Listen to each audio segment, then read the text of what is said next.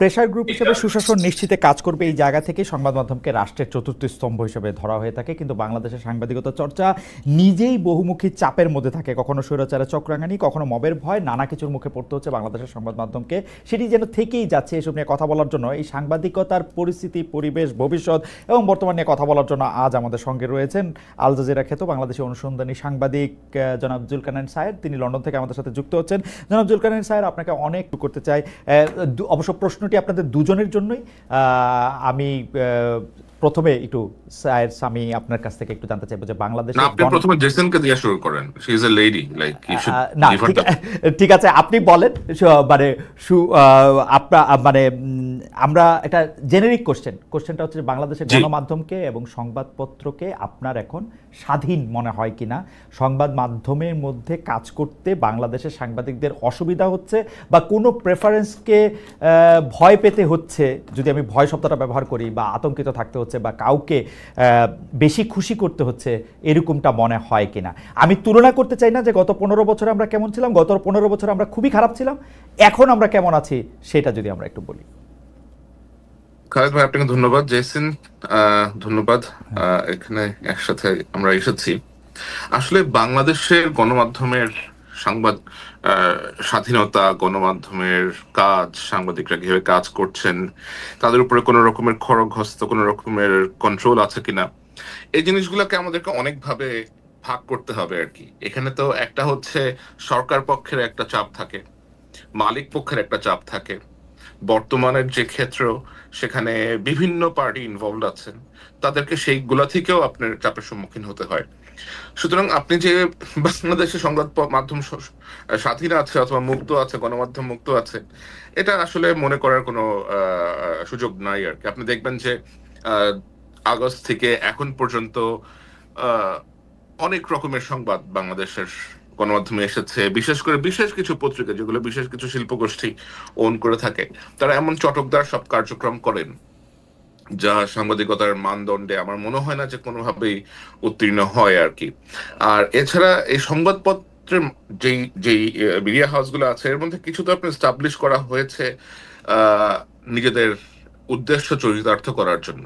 আপনি দেখবেন যে কিছু চ্যানেল আছে, কিছু খবরের কাগজ আছে, যাদের নেপথ্যের ব্যক্তিরা অত্যন্ত বিতর্কিত, এবং এদের কাজ হচ্ছে এক পক্ষ হয়ে আরেক পক্ষকে আক্রমণ করা, ওই পক্ষ এসে আবার এই পক্ষকে আক্রমণ করে। কেউ কেউ আবার কখনো সরকারের সহযোগী হয়ে ওঠে। কেউ যখন দেখে যে সরকার তাদের কথা শুনছে না, তখন গিয়ে আবার তারা সরকারকে আক্রমণ করে। এটা আসলে বেশ জটিল এবং বেশ, আমার কাছে মনে হয় যে the environment is very dirty. বেশ নোংরা একটা এনভায়রনমেন্ট এখানে বিরাজ করছে।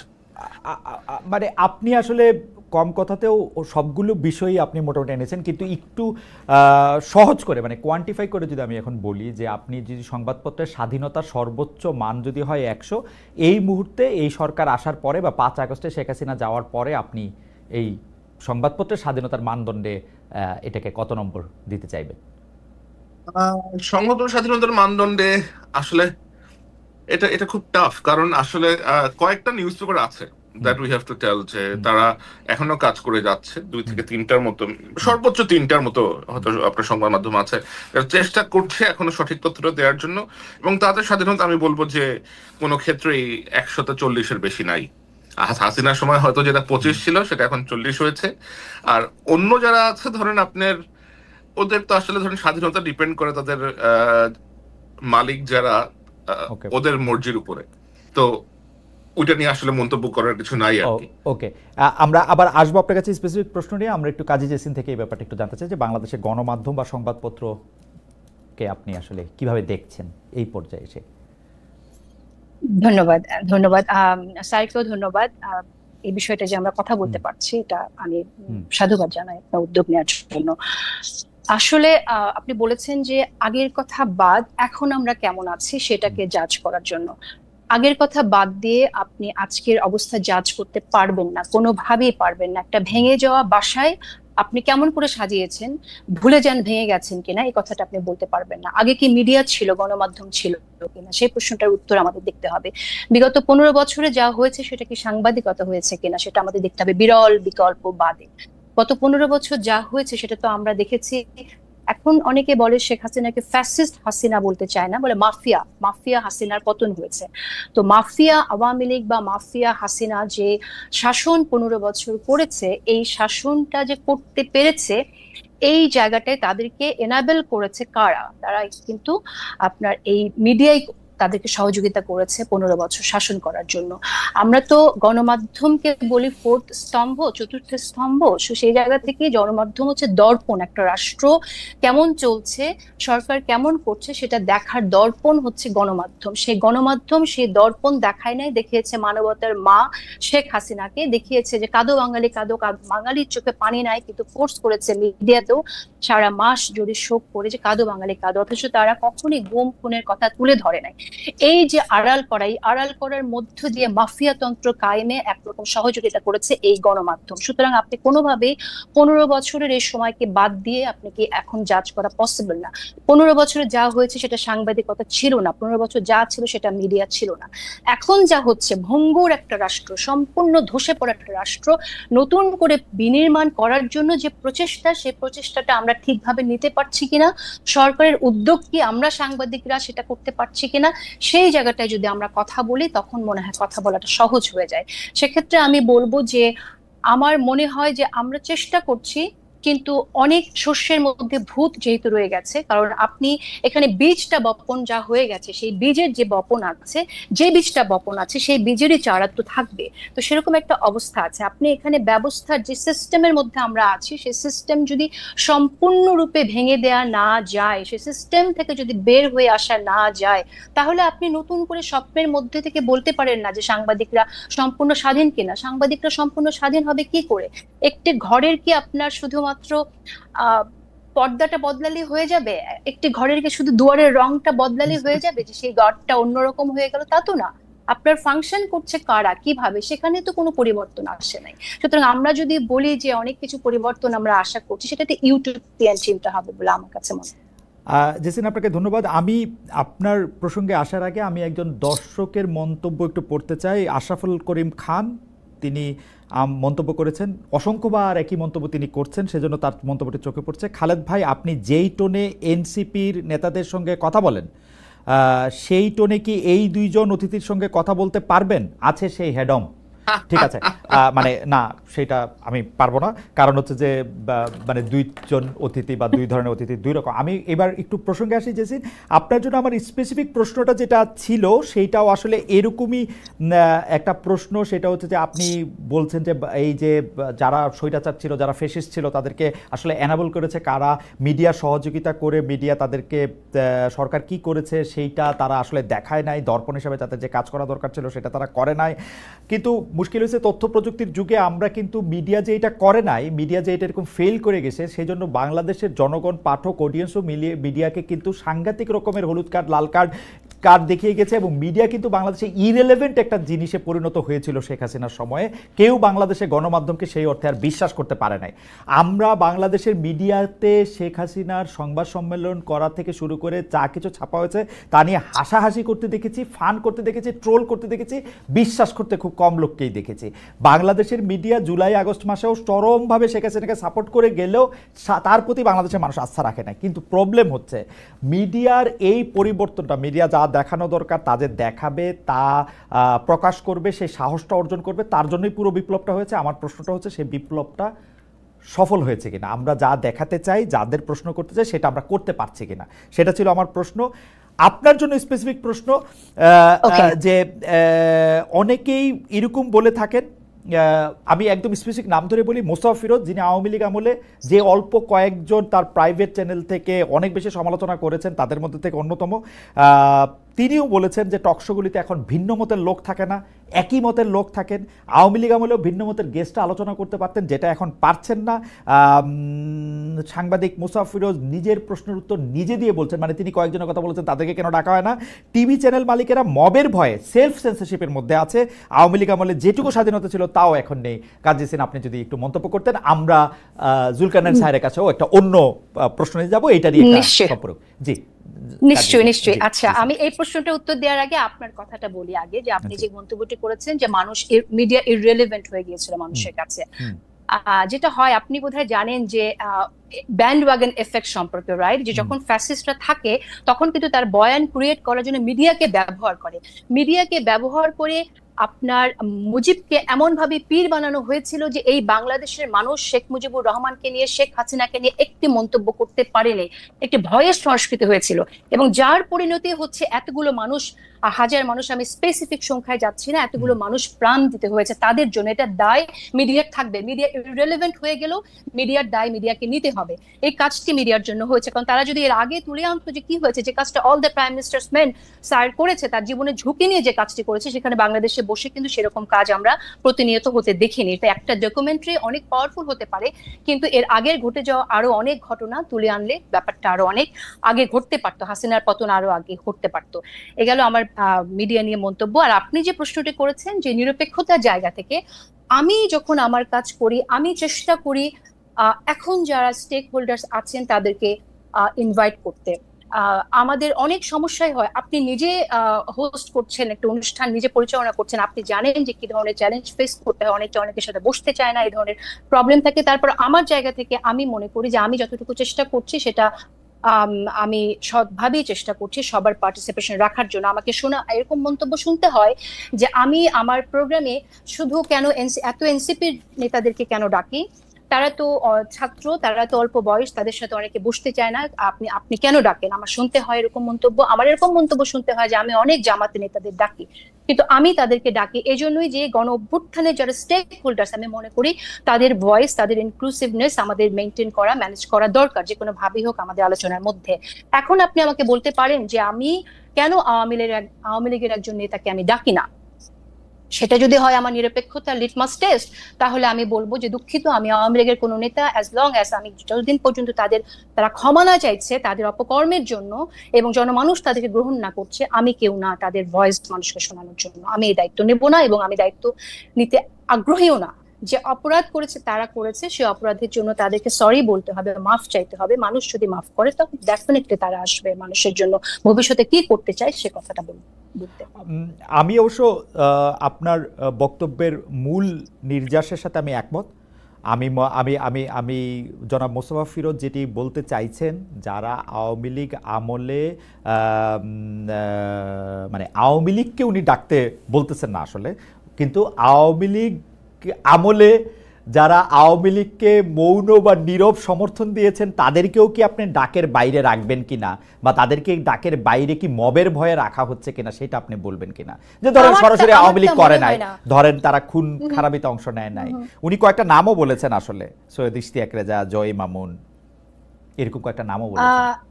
আচ্ছা, এখন একটা বিষয় সেটা হচ্ছে যে মিডিয়া নিয়ে কথা বললে তো অনেকের কথায় চলে আসে। তো আমি আসলে দেখেন, আমরা তো কলিগস একসময় একসাথে কাজ করেছি, কিন্তু আমরা অত্যন্ত দুঃখজনক ভাবে প্রত্যক্ষ করেছি যে যখন চোখের সামনে, সবার চোখের সামনে এই ছাত্রদের হত্যা করা হয়েছে, তখন তারা এই পতিত হাসিনার অফিসে গিয়ে তারা যে বক্তব্য রেখেছেন, এটা তো আমাদের জন্য অত্যন্ত দুঃখজনক ছিল। টু উইটনেস, সাক্ষী হওয়া ইতিহাসের, যে সাংবাদিকরা এই জায়গায় চলে যেতে পারে, তাদের মানবতা বোধ তারা এইভাবে বিসর্জন দিতে পারে, এই অন্ধত্ব তাদেরকে পেয়ে বসতে পারে, এটা তো আমাদের জন্য দুঃখজনক। আমি আপনাকে এই জায়গায় একটু থামাই, কারণ আমার দ্বিতীয় প্রশ্নটার মধ্যে যে আপনার এই সাংবাদিকদের যে শেখ হাসিনার সাথে যে তাদের সম্পর্ক, তাকে যে আসলে আপনি প্রথমে যে অ্যানাবল করার কথাটা বলেছেন, সেটার ক্ষেত্রে আপনার যে জায়গা, সেটা অন্য পেশাজীবীদের ক্ষেত্রে একই রকম কিনা সেটা নিয়ে আমরা দ্বিতীয় প্রশ্নে আসবো। আপাতত একটু স্যারের কাছে যাই যে স্যার, আপনি একজন পেশাদার সাংবাদিক, আপনার অনুসন্ধানের মাধ্যমে, সোর্সের মাধ্যমে রাষ্ট্রের দুর্নীতি, অসঙ্গতির অনেক ডকুমেন্টস আপনার হাতে আসে, সেগুলি কিছু আপনি নিজের সোশ্যাল মিডিয়াতেও তুলে ধরেন। তার মানে ব্যক্তি আপনার সঙ্গেও একটা সংবাদ মাধ্যমের একটা প্রতিযোগিতা আছে, যে মানে আপনি যেটা আসলে আপনার প্রতিষ্ঠান থেকে তুলে ধরছেন না, এমন অনেক কিছু আপনার ব্যক্তি জায়গা থেকে আপনি এটা তুলে ধরছেন। এই যে আপনার সঙ্গে আপনি সহ অন্য আর যারা এই প্রকাশ করার ক্ষেত্রে নিজস্ব প্ল্যাটফর্ম ব্যবহার করতেছে, সেইটার সঙ্গে কি গণমাধ্যমের একটা প্রতিযোগিতা হইতেছে? এবং এই প্রতিযোগিতাটা কি মানে সম প্রতিযোগিতা, অসম প্রতিযোগিতা?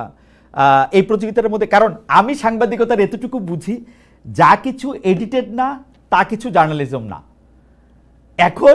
এখন যদি কোনো কিছু মানে এইটা আপনি আসলে কিভাবে আপনি এটা দেখবেন? কারণ অনেক সময় তো এরকমও হইতে পারে, সামি আমি জাস্ট আরেকটা লাইন বলি, অনেক সময় তো এরকমও হইতে পারে যে আপনি হঠাৎ করে ক ব্যক্তিকে খুব অপছন্দ করতে শুরু করলেন। যদি আপনি ক ব্যক্তিকে অপছন্দ করতে শুরু করেন, তখন দেখা যায় যে ধরেন ক আর খ দুইজনের ব্যাপারেই আপনার কাছে তথ্য আছে, আপনি সিলেক্টিভভাবে শুধু ক এর বিরুদ্ধে রিপোর্টটা আপনি প্রকাশ করলেন। এটা হইতে পারে কিনা বা এটা হচ্ছে কিনা এখন? থ্যাংক ইউ খালিদ ভাই। আমার মনে হয় এটা একটা খুবই গুরুত্বপূর্ণ প্রশ্ন আপনি আমাকে করেছেন, এবং এটা উত্তর দেওয়ার জন্য মাধ্যমে আপনার থেকে আরো ভালো কোনো মাধ্যম হয়তো আসবে না আমার সামনে, অথবা আই ডোন্ট নো। তো আমার যে অর্গানাইজেশন আমি কাজ করি, আল জাজিরা মিডিয়া নেটওয়ার্ক, এখান থেকে আমি আমার যে ডেস্ক, আমি যে বিষয়ে কাজ করি তা হচ্ছে দক্ষিণ এশিয়া, বাংলাদেশ, মায়ানমার, ভারত, অনেক সময় আরো অন্যান্য প্রজেক্টও আমাকে কাজে লাগানো হয়। বাট যেহেতু আমি বাংলাদেশ থেকে আসছি এবং বাংলাদেশের বিষয়ক সাংবাদিকতা করেই আমার এই পথে যাত্রা শুরু, তো অবশ্যই ন্যাচারালি বাংলাদেশের বিভিন্ন নিউজের প্রতি আমার আগ্রহ অনেক বেশি থাকে। আর লোকজন যেহেতু আমাকে চেনে, অনেকেই আমাকে চেনে, বিভিন্ন সেক্টর অনেকে আমাকে চেনে, অনেকে আমার কাছে বিভিন্ন রকমের তথ্য প্রমাণ সহ পাঠিয়ে থাকে। এখন ন্যাচারালি আমার আল জাজিরাতে কোনো বাংলা ডিভিশন নাই, এবং এখানে আপনার বিভিন্ন রকম নিউজের আমাদের কাছে আসতে থাকে প্রতিনিয়ত, এবং বাংলাদেশ কেন্দ্রিক নিউজই সবসময় করা সম্ভব না। এটা এটা এটা এটা বেশ অসম্ভব একটা বিষয় আর কি। আর ডকুমেন্টারি করতে অথবা একটা নিউজ স্টোরি করতে আমাদের সময় লাগে, অনেক অনেক ওয়েটিং লাগে। তারপরেও আমি যখনই সময় পেয়েছি, আমি আল জাজিরা ছাড়াও অন্যান্য মাধ্যমেও আমার রিপোর্ট আমি করেছি। নেত্র নিউজের জন্য করেছি, ওসিসিআরপির জন্য করেছি, দ্য টাইমসের জন্য করেছি, হারেসের জন্য করেছি, এরকম আরো অনেকের জন্যই আমি রিপোর্ট করেছি। বাংলাদেশের মানব জমিনের জন্য কয়েকটা রিপোর্ট আমি লিখে দিয়েছি। বাট যেটা হয় সেটা হচ্ছে যে আমার কাছে যা আসে, আমার পক্ষে এগুলা যেহেতু বাংলাদেশের কোনো পত্রিকা গ্রহণ করতে রাজি হয় না, এখন কেন তারা রাজি হয় না সেটা একটা বেশ বড় প্রশ্ন। কারণ আমি অনেক সময় জিজ্ঞেস করেছি, অনেকের এডিটরদের সাথে আমার কথা হয়েছে, তারা বলেছে যে মালিক ঝামেলা করতে পারে, মালিক পছন্দ করবে না, অথবা সরকার আমাদেরকে চাপ দিতে পারে, চাপ দিয়ে নিউজ তুলে নেবে, অনেক প্রবলেম করতে পারে, আমাদের হয়তো ওয়েবসাইট ডাউন করে দিবে, আমাদের জার্নালিস্টকে ভয় দেখাবে।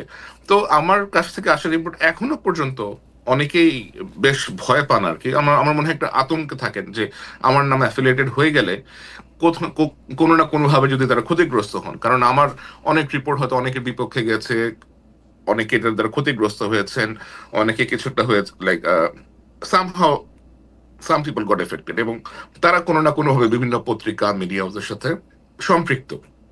তো আমার প্রেজেন্স থাকলে তারা মনক্ষুণ্ণ হবেন। তো আমি যেটা করি, যেগুলো বেশি গুরুত্বপূর্ণ, একেবারেই যেগুলো বেশি গুরুত্বপূর্ণ, যেগুলো যাওয়া উচিত মানুষের কাছে, আমি নিজেই একটু সময় বের করে সেই রিপোর্ট গুলা অথবা সেই ডকুমেন্ট যা কিছু আসে একটু যাচাই বাছাই করি। আর আমার তো অবশ্যই বাংলাদেশে একটা নিজস্ব কিছু লোকজন আছে যারা আমার জন্য এই ফ্যাক্ট চেক গুলা করেন অথবা খোঁজ নেন, বিভিন্ন দপ্তরে গিয়ে আপনার সত্যতা ভেরিফিকেশন করে আসেন। তো সেই মেকানিজমটা আমার আছে, বাট আমি ওটা সামনে আনতে চাই না, because I don't want two risk that. আপনি অবশ্যই সামনে আনবেন না স্যার, আপনি তাকে প্রোটেক্ট করতেই হবে। আমার মানে এক লাইনে, এবং সেগুলো আমি এডিট করেই নরমালি প্রকাশ করে থাকি। আর আমার মনে হয় যে আমি ফেসবুকে যেটা করি এটা আসলে সাংবাদিকতা না, আমি তো ফেসবুক সাংবাদিকতা করতে আসি নাই। আমার সাংবাদিকতা অন্য জায়গাতে হয়, যেটা আমার কাছে আসে এটা আমার কাছে চলে আসে তথ্য, এবং আমার মনে হয় যে মানুষের জানা প্রয়োজন, পিপল শুড নো, আমি শেয়ার করে দেই। আমি শুধু সাংবাদিকতার একজন মানে ছাত্র হিসাবে আমি আপনার কাছ থেকে এটা জানতে চাইবো যে ধরেন আপনি ফেসবুকেরটাকে আপনি সাংবাদিকতা বলতেছেন না, কিন্তু আপনাকে যখন মানে আরও 15-20 বছর পরে যখন কন্টেন্ট অ্যানালাইসিস করে আমাদের সময়টাকে ধরা হবে, তখন আপনি অবশ্যই একটা গুরুত্বপূর্ণ চ্যাপ্টার হিসাবে থাকবেন।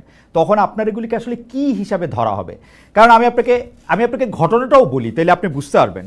আপনি যখন উপদেষ্টা আসিফ মাহমুদ সজীব ভুঁইয়ার এয়ারপোর্ট থেকে বেরিয়ে আসাটার ওই ভিডিও যখন আপনি প্রকাশ করলেন, তখন এই উপদেষ্টা কিন্তু প্রশ্ন তুলেছেন যে রাষ্ট্রের গোপন ও বিশেষায়িত স্পর্শকাতর তথ্য, অর্থাৎ এয়ারপোর্টের সিসি ক্যামেরার তথ্য যদি আপনার কাছে চলে যায়, তার মানে আপনার তো বিভিন্ন জায়গায় বিভিন্ন মানুষজনও আছে, এবং সেইটার ক্ষেত্রে আপনি একটা পিক এন্ড চুজ করতেছেন। আসিফ মাহমুদ সজীব ভুঁইয়াকে আপনি দেখতে পারেন না, এনসিপিকে আপনি অপছন্দ করেন, সেই জন্য এটা সঙ্গে সঙ্গে আপনি দিয়ে দিচ্ছেন। কিন্তু বিএনপির কেউ হইলে, আমি কথার কথা করছি, বা জামাতের কেউ হইলে সেইটা আপনি দিতেন না। ব্যাপারটা কি একটা মানে একটা অসম জায়গা তৈরি করতেছে কিনা? ব্যাপারটা মোটেও অসম জায়গায় তৈরি করতেছে না, এবং আপনি একটা বেশ মজার একটা একটা একটা একটা চ্যাপ্টার নিয়ে আসছেন। I will go back to the before one, যেটা বলতেছিলাম যে আজ থেকে 15 বছর 20 বছর পরে গেলে যখন এগুলো নিয়ে আলোচনা হবে, if I am alive or not, তখন এগুলো কি হিসেবে গণ্য হবে? তখন এগুলো এই হিসেবে গণ্য হবে যে বাংলাদেশে সাংবাদিকতা করাটা এতটাই ভীতিকর ছিল যে সাংবাদিকরা অমুক সাংবাদিকের জুলকারনাইন সায়ের খানের রিপোর্ট নিত না, এই লোককে বাধ্য হয়ে অনলাইনে রিপোর্ট প্রকাশ করে দিতে হইতো। এটা এডিটেড বলেন, র বলেন, হোয়াট এভার ইট ইজ। তো অবস্থাটা এতটাই একটা ভীতির সিচুয়েশন আমাদের মধ্যে ক্রিয়েট হয়েছিল। আর আমি তো এর আগেও জন্য আজিজের যে এয়ারলাইনের ভেতরে থাকা ফুটেজ ক্যাপচার করে নিয়ে আসছিলাম। ইসরায়েলির যে মোসাদের যে আউটপোস্ট হাঙ্গারি, দুটার মধ্যে ঢুকে গিয়ে মোসাদের যে টেকনিক্যাল ম্যানুয়াল স্পাইওয়ারের, সেটারও ছবি তুলে নিয়ে আসছিলাম। সেগুলো তো স্পর্শকাতর জায়গায় ছিল, এবং সেগুলো তো আমি পাবলিক ইন্টারেস্টের জন্যই করেছি, অনুসন্ধানী সাংবাদিকতার জন্যই করেছি। আসিফের সাথে আমার তো ব্যক্তিগত কোনো দ্বন্দ্ব নাই, আমি ওরা ভালো করে চিনিও না, কখনো কথা হয় নাই। এবং এনসিপির প্রতি আমার কি আছে না আছে, আমার মনে হয় সেটা এনসিপির 2-1টা লিডার খুব ভালো করেই বলতে পারবে। তারা ভালো করেই জানে যে তাদের কোন জিনিস আমার সামনে আসার পরেও আমি তাদেরকে একটা দ্বিতীয় সুযোগ দিয়েছি, এটা তারা জানে। কিন্তু এই দ্বিতীয় সুযোগটা আমি বিএনপি অথবা জামাত হলে দিতাম না, এবং দিই না নর্মালি। সো আমার মনে হয় যে ওরা এখনো বেশ তরুণ বয়সে তরুণ। তারপরে আপনার কোনো বায়াস কারো এগেইনস্টে বা কারো পক্ষে এরকম কোনো বায়াস কোনো বায়াস? আপনি ভুল কাজ করবেন, চুরি করবেন, দুর্নীতি করবেন, ধরা পড়বেন, সামনে আসবে, আমার কাছে আসবে, সেটা আমি আপনাকে শেয়ার করে দিব। সেটা আপনার সোশ্যাল মিডিয়া পোস্টিং এর ক্ষেত্রে আপনি কোনো বায়াস থেকে কোনো কিছু করতেছেন এরকম আপনার মনে হয় না? না, never I will never do that. আপনি যদি কোনো কিছু একটা অপরাধ পান কোথাও, আপনি আমার কাছে যদি এসে বলেন, এটা যদি কোনো বিশেষ ব্যক্তির বিরুদ্ধে যায়, এতে তো আমার কোনো কিছু যায় আসতেছে না। আমার তো কোনো মাস্টার নাই, তাই না? Like I don't consider anyone as my master or anyone as my boss or anything like that. আচ্ছা, আমি আবার একটু আসবো আপনার কাছে। আপনার ব্যক্তিগত পছন্দ অপছন্দগুলি বা আপনার সব মানুষেরই ব্যক্তিগত পছন্দ অপছন্দ থাকে, আপনার প্রতি ব্যবহার দিয়েও আপনি আসলে অনেক সময় আলোড়িত হইতে পারেন, সেইটার ক্ষেত্রে আপনি কি করেন সেটা নিয়ে আমি আরেকটা প্রশ্ন করতে আসবো। আমি একটু জেসিনের কাছে আসি। জেসিন, আপনি সাংবাদিকদের কথা দিয়ে আপনার সাথে শুরু করতেছিলেন, বিগত প্রেক্ষাপট আপনি তুলে ধরেছেন এবং দর্শকরাও আপনার কথা অনেকেই অনেক বেশি পছন্দ করেছেন। আমি যে বিষয়টি শুধু আপনার সামনে আনতে চাই যে বিগত 15 বছরের ফ্যাসিস্ট আমলে খালি তো এইটা হয় নাই যে সাংবাদিকরা এরকম করছে, আপনি অন্য পেশাজীবীদের ক্ষেত্রে যদি আমি বলি, সব ক্ষেত্রে তো এরকম হয়েছে। আমরা আমলাদেরকে দেখছি, আমরা বিচারকদেরকে দেখছি কেউ পায়ে ধরে সালাম করতেছেন, আমলাদেরকে দেখছি যে তারা ধরে নিয়ে আসতে বললে বাইধা নিয়ে আসতেছেন, তারা অতিরিক্ত যেটাকে বলে হচ্ছে মানে যাইছে তাই করতেছেন। ব্যবসায়ীদের ক্ষেত্রে কেউ কেউ কবিতা বলতেছেন, গান বলতেছেন, প্রথম নাকি শেষ কি কি জানি, কেউ কেউ এরকম বলতেছেন কার ঘাড়ে কয়টা মাথা যে শেখ হাসিনা ডাক দিলে যাবে না বলতেছেন। তাদের প্রতি তো আপনার এত কষ্ট, এত বিতৃষ্ণা, এত বিরক্তি দেখি না। সাংবাদিকরাই কেন মানে আপনার এত বিরক্তির মূলে তাদেরকেই কেন আপনি এনবলার বলবেন, যেখানে আমরা দেখতে পাচ্ছিলাম যে তাদের তো এত বড় ক্ষমতা ছিল না। আমি আমি আমি ব্যাপারটা এরকম বলি যে তেলবাজি যে করছে এবং তেলবাজি করতে করতে যে এইটাকে মোসাহিবির চূড়ান্ত সীমাও যে অতিক্রম করছে, এতেও আমার কোনো আপত্তি নাই, কিন্তু এইটাকে কি ফৌজদারি অপরাধের আওতায় আনার সুযোগ আছে? আমরা কিন্তু দেখতে পাই যে অনেকেই হত্যাকাণ্ডের মামলার আসামি, আমরা কিন্তু অনেকেই দেখতে পাই যে তারা একেবারে অপাঙ্ক্ত এবং অন্য কিছুতে পরিণত হচ্ছে। এটা আমাদের সাংবাদিকতার স্বাধীনতার জন্য বা স্বাধীন সাংবাদিকতার জন্য ভালো হচ্ছে কিনা, নাকি এরকম বাংলাদেশের সাংবাদিকরা আমি বলছি এখানে যে বাংলাদেশের সাংবাদিকরা বিরল ব্যতিক্রম বাদে তারা এই যে মানুষজনকে জেলে নেওয়া হয়েছে, গুম করা হয়েছে, খুন করা হয়েছে, এটাকে জায়েজ করেছে। শেখ হাসিনাকে তারা তার বড় মানবতার মা বলেছে বাংলাদেশের মিডিয়া। এর জবাব আপনি কি বা কোথায় পাবেন? সো আপনি এটা বলতে পারেন না যে ফৌজদারি অপরাধ করেছে কিনা, এটা আসলে প্রমাণযোগ্য ব্যাপার। আমি এখানে একটু অ্যাড করতে চাই, if you allow me to. আপনি চিন্তা করেন খালিদ ভাই, যে আপনি একটা ঘরে আছেন, একটা বাসায় আছেন। আপনার বাসায় আপনি জানেন যে বাসার ছাদের ওই অংশ যে কোনো সময় ধসে পড়তে পারে, কিন্তু আপনি কোনো ব্যবস্থা গ্রহণ করছেন না। আপনি দেখছেন, আপনি ব্যবস্থা গ্রহণ করছেন না, কারণ আপনি জানেন যে যদি এটা কমপ্লেন করেন, আপনার বাসার যিনি মালিক আছেন অথবা বাসার যিনি কর্তা আছেন, তিনি হয়তো বিষয়টা নিয়ে আপনাকে বকাঝকা করবেন অথবা পছন্দ করবেন না, যে তুমি আমার খরচ বাড়াইতে আসছো কেন। হঠাৎ করে ওই ছাদটা ভেঙে পড়ে বাসার 3টা লোক মারা গেল, দোষটা কার হবে? উড ইউ ফিল যে আপনি এটার জন্য দোষী কিনা? না, আমার মনে হয় বিষয়টা না, অবশ্যই কিন্তু এরকমই হয়েছে। কিন্তু না, আপনারা দুজনই আমার খুবই প্রিয় সাংবাদিক, কিন্তু আমি শুধু আপনাদের মনে করাই দিতে চাই যে 15 বছর ধরে আমাদের ফ্যাসিস্ট শেখ হাসিনার আমলে সাংবাদিকতাকে দেখতে গিয়ে আমরা অতিরিক্ত জেনারেলাইজেশন করতেছি কিনা। কারণ আমরা কিন্তু শেখ হাসিনা, আমি বলি আমরা কিন্তু শেখ হাসিনার যাবতীয় যত দুষ্কর্ম, সেই দুষ্কর্মের যতগুলি আমরা জানি সেগুলি কিন্তু সংবাদ মাধ্যমের মাধ্যমেই জানি। মানে ধরেন এই যে কি বলে সোনার মেডেলে চুরি করছে, বালিশের দাম কত রাখছে, পদ্মা সেতুতে কি করছে, সেগুলি কিন্তু গণমাধ্যমদেরকে আমাদেরকে মানে একদম হুতুতুৎসিদের সাথে মিলায়া গণমাধ্যম একেবারেই সে ফেসিস্টদের অ্যানাবলের ভাষাই শুধু ব্যবহার করছে। এইটা বললে কিন্তু আসলে আমার কাছে মনে হয় যে আমরা পরবর্তীতে যে সাংবাদিকতার কথা আমরা আশা করি সেইটার ক্ষেত্রে একটু বেশি করা হয় কিনা আমার কাছে মনে হয় যে, এবং এইটা এমন একটা উপায় তৈরি করে কিনা। আমরা কিন্তু এখন দেখতেছি যে নতুন যে সাংবাদিক গোষ্ঠী তৈরি হয়েছে এই 10 মাসে যারা সাংবাদিকতা করতেছেন তাদের বেশিরভাগের ক্ষেত্রে প্রভু বদলাইছে, তাদের অবস্থান বদলায় নাই। মানে এটা ভাঙা ঘর, ভাঙা বাড়ি, মাথার উপরে ভাঙা পড়ছে, সেইটাতে এটা বিবেচনা করা যাবে কিনা।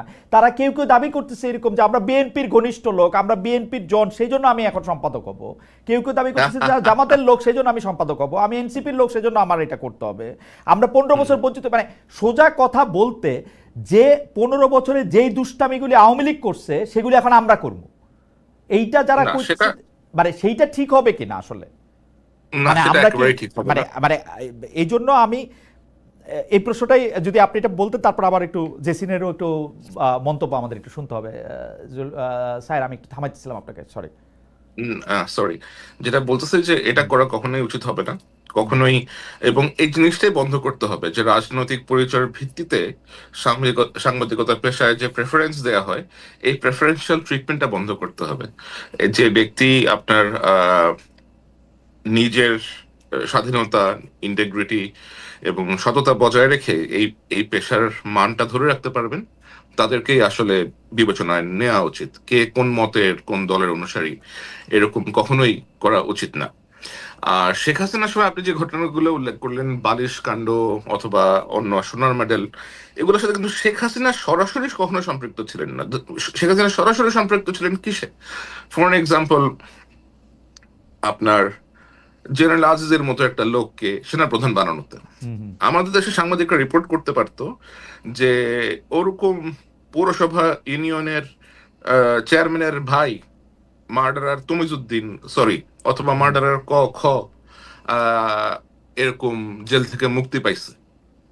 এবং সে এখন স্যার আপনি কিন্তু খেয়াল করলে দেখবেন যে জেনারেল আজিজকে ধরেন বাংলাদেশে সাংবাদিকতা করতে হইলে তো আসলে আপনাকে মানে এরকম একটা দেশ, যে দেশের মধ্যে আপনি তো আসলে যে অভিযুক্ত তার সঙ্গে আপনি কথা বলতে হবে, সেই অভিযুক্তের সঙ্গে আপনি কথা বলতে পারতেছেন, আপনার রিপোর্ট তৈরি হচ্ছে না। কিন্তু আপনি পত্রপত্রিকায় কিন্তু দেখবেন এই জোসেফ হারিসের কথা কিন্তু মানে অসংখ্যবার পত্রপত্রিকায় ছাপা হয়েছে। আপনি দেখবেন যে মানে বিভিন্ন ছুতা নাতায় কিন্তু ছাপা হয়েছে। এমনকি আমরা যে জার্মানি থেকে জেনারেল আজিজের ইন্টারভিউ করছি, কতগুলি প্রশ্ন, যেহেতু তার উত্তর প্রশ্ন সবগুলি ভয়ঙ্কর ছিল, তার উত্তর মানে তার 4 বার চাকরি চলে যাওয়া উচিত শুধু এই উত্তর দেওয়ার জন্যই, বা ফৌজদারি অপরাধ হওয়া উচিত, সেগুলি কিন্তু আবার সে ছাপানো হয়েছিল পত্রপত্রিকাগুলিতে। মানে যখনই গণমাধ্যম মিনিমাম সুযোগ পাইছে সেগুলি কিন্তু ব্যবহার করা হয়েছে। শেখ হাসিনার বিরুদ্ধে অভিযোগের ক্ষেত্রে আমি বলে দিই, এস আলমের ঘটনাটাতে শেখ হাসিনা যখন স্টেপ ইন করলো তখন কিন্তু পত্রপত্রিকাগুলি একটা বড় ভূমিকা পালন করছে শেখ হাসিনার এইটা উন্মোচন করার জন্য। আপনি দেখবেন জুলাই আগস্টের মধ্যে উনি যখন এই ভয়ঙ্কর সিদ্ধান্তগুলি নিতেছে, সবগুলি পত্রপত্রিকা বা বেশিরভাগ পত্রপত্রিকা কিন্তু দাঁড়াইতেছে তার এগেনস্টে, জনমত তৈরি করার জন্যই দাঁড়াইতেছে। যখন সুযোগ পাচ্ছে তখন কিন্তু দাঁড়াইতেছে।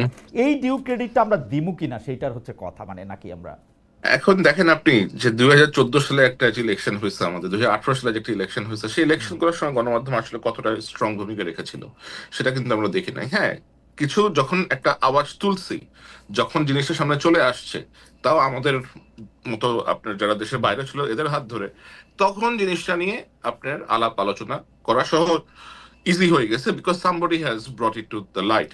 বাট ডেলিবারেটলি নিজের থেকে, যেমন ধরেন এস আলমের নিয়ে যে এত কাণ্ড হলো, এসালমের মাধ্যমে যে ইসলামী ব্যাংকটা দখল করা হয়েছে রাষ্ট্রীয় আপনার গোয়েন্দা সংস্থা ব্যবহার করে, এটা তো প্রথমে রিপোর্ট করেছে আপনার দ্য ইকোনমিস্ট। এরপরে দেশের কয়েকটা পত্রিকা তাও চেষ্টা করেছে, কিছু জায়গা থেকে নিউজটাকে নামিয়ে নেওয়া হয়েছে। যেমন বিএনপির সালাউদ্দিন সাহেব, ওনাকে দেশের একটি সংস্থা র্যাব নিয়ে গিয়ে তাকে পিক করে আপনার বর্ডারের ওই অপর সাইডে গিয়ে ছেড়ে দিয়ে আসছি। একটা পত্রিকা ছাড়া, নিউ এজ ছাড়া, সাংবাদিক মুক্তাদির রশিদ এবং ডেভিড বার্গম্যান ছাড়া এটা নিয়ে এত এক্সটেন্সিভ রিপোর্ট আর কেউ করতে পারে নাই। ডেভিড বার্গম্যানের পক্ষে বাংলাদেশে থাকা পসিবল হয় না, মুক্তাদির রশিদকেও বিভিন্ন জায়গাতে ডেকে ডেকে নিয়ে গিয়ে হেনস্থা করা হয়েছে। সুতরাং আপনি যদি বলেন যে সবাই রাইট কাজটা করছে, সবাই আসলে না, রাইট কাজটা না, করে না, না। মানে আপনি আরেকটা জিনিস খালেদ বের চিন্তা করেন যে আমাদের দেশের পপুলেশন হচ্ছে 180 কোটি। 180 কোটি দেশের জনসংখ্যার মধ্যে থেকে 18 কোটি, 180 সরি মিলিয়ন, 180 মিলিয়ন, লাইক 18 কোটি। রাইট। 18 কোটি মানুষের মধ্যে আপনি দেখবেন যে আপনি হাতে গুনতে পারবেন অ্যাকচুয়ালি 20 থেকে 25টার মতো হয়তো সাংবাদিক আছে যারা গত 15 বছরে এক এক্সাক্ট কাজটা করার চেষ্টা করেছে, সামহাও দেশে থেকে হোক দেশে বাইরে থেকে হোক। এই যে হাজার হাজার সাংবাদিক রেজিস্টার্ড আছে আপনার, এই ইউনিয়ন, ডিআরইউ বলেন, কত কমপক্ষে 100টার মতো ইউনিয়ন আছে। এরা কি কাজটা করছে সংঘবদ্ধভাবে? এডিটর্স গিল্ড বলেন, এডিটর্স এই বলেন, প্রতিটা সংগঠন আমরা এটা একদম মুখস্থ বলতে পারি যে এবারে যারা সংগঠন করে করছে তাদের প্রধান কাজই ছিল সরকার প্রধানকে আসলে, যেটিকে আমরা তেলবাজি বলতেছি, গিয়ে ওইখানে গিয়ে আপনি মা, আপনি বাবা, আপনি আমাদের সব, আপনি আমাদের সোনামণি, এগুলা কি সাংবাদিকদের ভাষা হওয়া উচিত? না, একেবারে উচিত না, একেবারে উচিত না। আমি এই ব্যাপারে আপনার সাথে শতভাগ একমত। আমি একটু কাজে যেছি, এবং এই ফোরামগুলো যদি স্ট্রং হইতো, এই ফোরামগুলোর যদি একটা শক্ত পদক্ষেপ নিত, তাহলে তো আর এরকম হতো না। ফোরামগুলো যদি সাংবাদিকদের মধ্যে সাহসের সঞ্চার করার চেষ্টা করতো, রাইট, তাহলে তো আর নিশ্চয়ই এমন হতো না। আপনি ডিজিটাল সিকিউরিটি কেস দিতে পারেন একটা সাংবাদিকের নামে, আপনি 1000 সাংবাদিকের নামে দিতে পারবেন ডিজিটাল সিকিউরিটি কেস একসাথে, সেটা তো আপনি করতে পারবেন। আচ্ছা, এটাতে একটু কাজী সিনের মন্তব্য একটু শুনি। আমাকে যদি মনে হইতে থাকে, আমি একটু মাঝখানে বলে দিই, মানে দর্শকরা তো এত দ্রুত অনেক সময় সিদ্ধান্ত চলে আসে না, এবং বিভিন্ন জায়গা থেকে কেটে কেটে এটার মধ্যে বলেন। আমার কিন্তু মনে হয় গত 15 বছরে আমরা সবচেয়ে বেশি যে জায়গায় ফেল করছি সেই জায়গাটার নাম সাংবাদিকতা। সাংবাদিকদেরকে যদি আমি পরীক্ষার খাতা দেখতে নাম্বার দিতাম, আমি 10-এ অন্য সাবজেক্টে নাম্বার কেটে দিতাম, মানে শূন্য তো দিতামই। আমার স্যার যেমন আমি অঙ্ক কম পারতাম বলে সেটাতে তো শূন্য দিত, ইংরেজি থেকেও 2 নাম্বার কেটে দিত, ওরকম অন্য জায়গা থেকেও আমি 2 নাম্বার কেটে দিতাম। আমার অবস্থান সেটা। কিন্তু ঘটনা হচ্ছে বর্তমানে আমরা যে সাংবাদিকতার যে জায়গাটাতে আসি সেই জায়গাটা থেকেও যদি একটু বলেন যে এটারই ধারাবাহিকতায় আর কি আমার অবস্থান। কিন্তু মানে আমি কিন্তু আপনাদের সাথে একদম একমত, সাংবাদিকতা আমাদের ব্যর্থতা নিয়ে, সম্মিলিত ব্যর্থতা নিয়ে আমি একদম একমত। না, আপনি যেহেতু একমত তাহলে আমার অ্যাড করার কিছু নাই। যে আপনি নিজেই জানেন যে প্রশ্ন নয় প্রশংসা করতে এসেছি, সেই বিখ্যাত টার্ম নতুন করে অ্যাড করার কিছু নাই। আমাদের মনে রাখা উচিত কিশোরের কথা, মুশতাকের হত্যার কথা, সেই সাংবাদিকদের কথা আমাদের মনে রাখা উচিত, সাংবাদিকদের গুম করা হচ্ছে সেই কথাগুলো মনে রাখা উচিত। আর সংবাদ মাধ্যমে একটু অ্যাড করি শুধু, সেটা হচ্ছে যে খুব অল্প বিস্তর যে সমালোচনাটা করলে সহ্য করবে, কিছু না সমালোচনা করলে তো টেকা যাবে না, সেরকম একটু সমালোচনা করেই কিন্তু হয়েছে। মূল জায়গাগুলোতে অ্যাটাক করে যে জায়গাটা আসলে তুলে আনা দরকার সে কাজগুলো করা হয়নি। আয়নাঘরের কথা মানুষ জানা সত্ত্বেও কিন্তু আনতে পারেনি, কোনোভাবে ইনিয়ে বিনিয়েও আনতে পারে নাই। এখন সাংবাদিকতার কথা যদি বলি যে আমরা আসলে এখন কেমন আছি, আমার তো মনে হয় যে মূল জায়গাটাই তো নষ্ট হয়ে গেছে। তো মূল জায়গাটা যখন নষ্ট হয়ে গেছে, এটা ঢেলে সাজানো ছাড়া তো সুপারফিশিয়াল যাই হবে সুপারফিশিয়াল। আপনি উপর থেকে একজন ব্যক্তি পরিবর্তন হলে, দুজন ব্যক্তি পরিবর্তন হলেই তো হবে না, পুরো সিস্টেমটাই তো করাপ্ট। এখানে যেমন আপনার কর্পোরেট সেন্সরশিপ আছে, পলিটিক্যাল সেন্সরশিপ তো আসবেই। যখন কিনা আপনার কালো টাকার বিনিয়োগ থাকবে তখন তো আপনার পলিটিক্যাল সেন্সরশিপটা আসবে। আরেকটা বড় সমস্যা হচ্ছে, দেখেন এই যে শেখ হাসিনা কিন্তু বাকশাল, একটা নব্য বাকশাল, ডিজিটাল বাকশাল কায়েম করেছেন। কিভাবে? পত্রিকা বন্ধ না করে, ভেরি স্মার্টলি পত্রিকা বন্ধ না করে, কোনো টেলিভিশন বন্ধ না করে, আরো বেশি বেশি লাইসেন্স দিয়ে সবগুলোকে নিজের জন্য, নিজের মাইক হিসেবে ব্যবহার করার মধ্য দিয়ে। এখন এই প্রতিষ্ঠানগুলো লাইসেন্স কাকে দেওয়া হয়েছে? নিজেদের লোককে, যারা তার বিশ্বস্ত ব্যবসায়ী, যাদের সাথে ব্যবসায়িক লেনদেন আছে, বা মন্ত্রীর ভাই, তাদেরকে দেওয়া হয়েছে। এখন তো তাদের কাছে এই চ্যানেলগুলো আছে, তো এই চ্যানেলের কাছ থেকে আপনি কি পাবেন, কি আশা করবেন? এখন তারা যাই করবে তাদের তো নিজেদের পাপেই এখন যা দেবে সেটা তো আপনি নিষ্ঠাবান সাংবাদিকতা আশা করবেন না। সিদ্ধান্তগুলো তো আসবে আপনার নিজেদের ভুল থেকে, আতঙ্ক থেকে, ভয় সেখানে থাকবেই। সুতরাং আমার মনে হয় যে এটা যদি আমরা বলি যে এটা একটু আপনি ইলাবোরেট করবেন কিনা, কারণ এই জিনিসটা আমরা শুরু হয়েছে দেখছি যে বিএনপির আমল থেকে, মানে বিএনপির আমল থেকে না বলে যখন আসলে মানে 21 টিভি লাইসেন্স দেওয়া হলো, তারপরে যখন চ্যানেল আই লাইসেন্স দেওয়া হলো, এগুলি আওয়ামী লীগের আমলে দেওয়া হয়েছে, তারপরে যখন বিএনপি আসলো, বিএনপি কিন্তু পরপর বেশ কয়েকটা টিভি লাইসেন্স তাদের দলের লোকদেরকেই দিছে, একদম যারা তাদের ব্যান্ড ওয়াগন বাজাবে খুব সুন্দর করে তাদেরকেই দিছে। এবং তাদের কেউ কেউ লাইসেন্স কিন্তু আওয়ামী লীগ আমলে রয়েও গেছিলো। আপনি জানেন যে এনটিভি, বাংলা ভিশন, বৈশাখী, সেগুলি কিন্তু রয়েও গেছিলো। এনটিভি, বাংলা ভিশন তারা একই মালিকানায় থাইকাও, মালিকানাটা কেন গুরুত্বপূর্ণ না সেটা আমি বলি, একই মালিকানা থাইকাও তারা শেখ হাসিনার আরও বেশি চামচামি করছে। এমনকি আওয়ামী লীগের মালিকানার টিভির চেয়েও বেশি চামচামি বিএনপির আমলের থেকে, বিএনপির যে মালিকানা ছিল সেগুলির থেকে আমরা দেখছি। তো এইটারও আপনি আসলে এটা কেমনে দেখেন? মানে মালিকানা তো আসলে এখানে বিষয় না, এখানে হচ্ছে ক্ষমতা। জি বলেন। মালিকানাটা বিষয় না, কিন্তু মালিকানাটাও আবার বিষয়। কারণ হচ্ছে যে আপনার যখন এখানে একজন ব্যবসায়ী কালো টাকা নিয়ে আসবে তার ব্যবসা রক্ষা করার জন্য, সে তো তখন মিডিয়াটা তার ব্যবসা হিসেবে ব্যবহার করবে না, সে তো এটাকে অস্ত্র, ওয়েপন হিসেবে ব্যবহার করবে। সুতরাং এখানে মালিকানাটা ব্যাপার। আপনি আর যে চ্যানেলের কথা বললেন, প্রত্যেকটা চ্যানেল, যেমন আমি বাংলা ভিশনের কথা নিয়ে এসেছেন, বাংলা ভিশন চ্যানেলটা কিন্তু আমার জন্য যে পরিমাণ তারা নিয়েছে, টেনশন নিয়েছে, চ্যানেলটা বন্ধ হয়ে যেত যদি, আমাকে তো তারা টানা একটা বছর থ্রেট দিয়েছে শো বন্ধ করার জন্য, তাদের পক্ষে কথা বলার জন্য। যখন আমি কোনোভাবেই রাজি হই নাই, তখন কিন্তু তারা চ্যানেলটা বন্ধ করে দিত, শুধুমাত্র চ্যানেলটা বাঁচানোর জন্য। শেষ পর্যন্ত আমার শোটা স্যাক্রিফাইস বন্ধ করে দিতে হয়েছে, এবং আমি দিয়েছি সেটা সেই সময়। সুতরাং এরপরে তারা টিকে থাকার জন্য কি করেছে আমি এত মানে সূক্ষ্মভাবে অবজার্ভ করিনি তখন কি করেছে, কিন্তু ডেফিনেটলি প্রতিবাদ করা উচিত ছিল। আমি আবারও বলবো যে একজন প্রতিবাদ করলেই আসলে, এক জায়গা থেকে প্রতিবাদ করলেই হয়, শুরু হয়ে যায়। কারণ সবাই যদি একই জায়গায় যেতে থাকে তখন কিন্তু মানুষ, মানে আমার কাছে শাসকরা আর ওই কাজটা করতে পারে না, ঐক্যবদ্ধ হয়ে থাকা। আমার মনে হয় যে আপনার বক্তব্যের সাথে আমি একমত, কিন্তু আমার অভিজ্ঞতাটা যেহেতু একটু আলাদা, সেজন্য আমি বলি যে আমি এরকম শুনতাম যে ডিজিএফআই উমুককে নিতে মানা করছে, আমি নাম ধরে বলি কারণ এগুলো সব ইউটিউবে আছে, যে আসিফ নজরুলকে নিতে মানা করছে, সায়ন্তকে নিতে মানা করছে। আমি যেইটা শুনতাম মানা করছে, বাজারে গিয়া ওই লোককেই আমি নিতাম, ওই লোককে আমার অনুষ্ঠানে ডাকতাম, ওইখানেই তার সাথে আমি কথা বলতাম। আমি জীবনে কোনোদিন ডিজিএফআই আমাকে কোনো ফোন করে নাই, জীবনে কোনোদিন। আমাকে কোনোদিন আমার কোনো মালিক আমাকে জীবনে কোনোদিন বলে না যে তুমি এই অনুষ্ঠানগুলিতে ইউটিউবে আসে, আমারে কোনোদিন বলে না যে এইটা তুমি করতে পারবা না। সো আমি এটা না, মানে এইটা আমি আপনার তাহলে শক্তি অনেক বেশি ছিল সেই তুলনায়। আমি হয়তো অনেক দুর্বল ছিলাম। আমি একজনকে আমি নিশ্চয়ই আমি দুর্বল ছিলাম। কারণ হচ্ছে আমি একটু বলি এখানে, সেটা হচ্ছে আমার যখন কোনো কাজ নাই, আমি মাসের পর মাস, বছরের পর বছর এখানে যাই সেখানে যাই আমাকে একটা কাজ দেওয়ার জন্য, তখন আমি একজনকে বলেছিলাম যে সে তো বলতে পারে, আমি একটু বললে তাদের সমস্যা কি, তখন বলেছে তার শক্তি অন্য জায়গায়। এই কথাটা কিন্তু আমি শুনেছিলাম, আমি নাম উল্লেখ করছি না। সুতরাং আমি বলছি আমি জানি না আমার শক্তি বলতে আমি এটা বুঝি যে আমার কোনোদিনই কোনো সরকারের কাছে গিয়ে চা কফি খাইতে হয় নাই, আমারে কোনোদিন ডিজিএফআই ইফতারে গিয়ে বসে থাকতে হয় নাই। আমার শক্তির জায়গা আমি বুঝি যে আমার একটা থানার ওসি বদলানোর ক্ষমতা ছিল না, ওইটাই আমার শক্তি।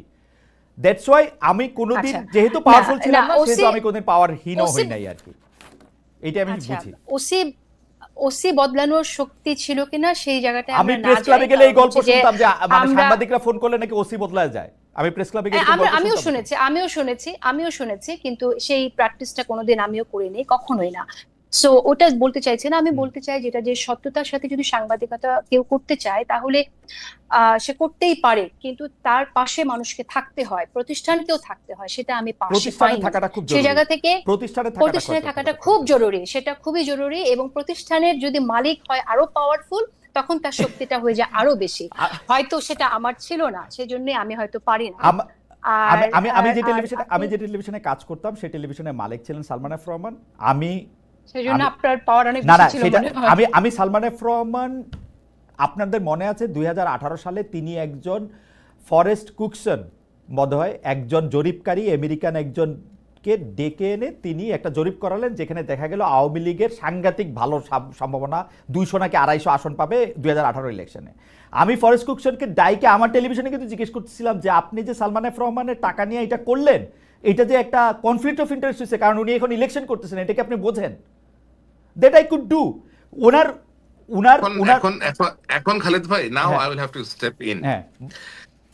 আমি তো শুনলাম এতক্ষণ সালমান এফ রহমান কে actually, what he does, okay, তার কাজটা কি? He is a power broker, he does behind the scene many activities which suggest that he has very deep entrenched connection with deep state. তার কাজই হচ্ছে এগুলা করা।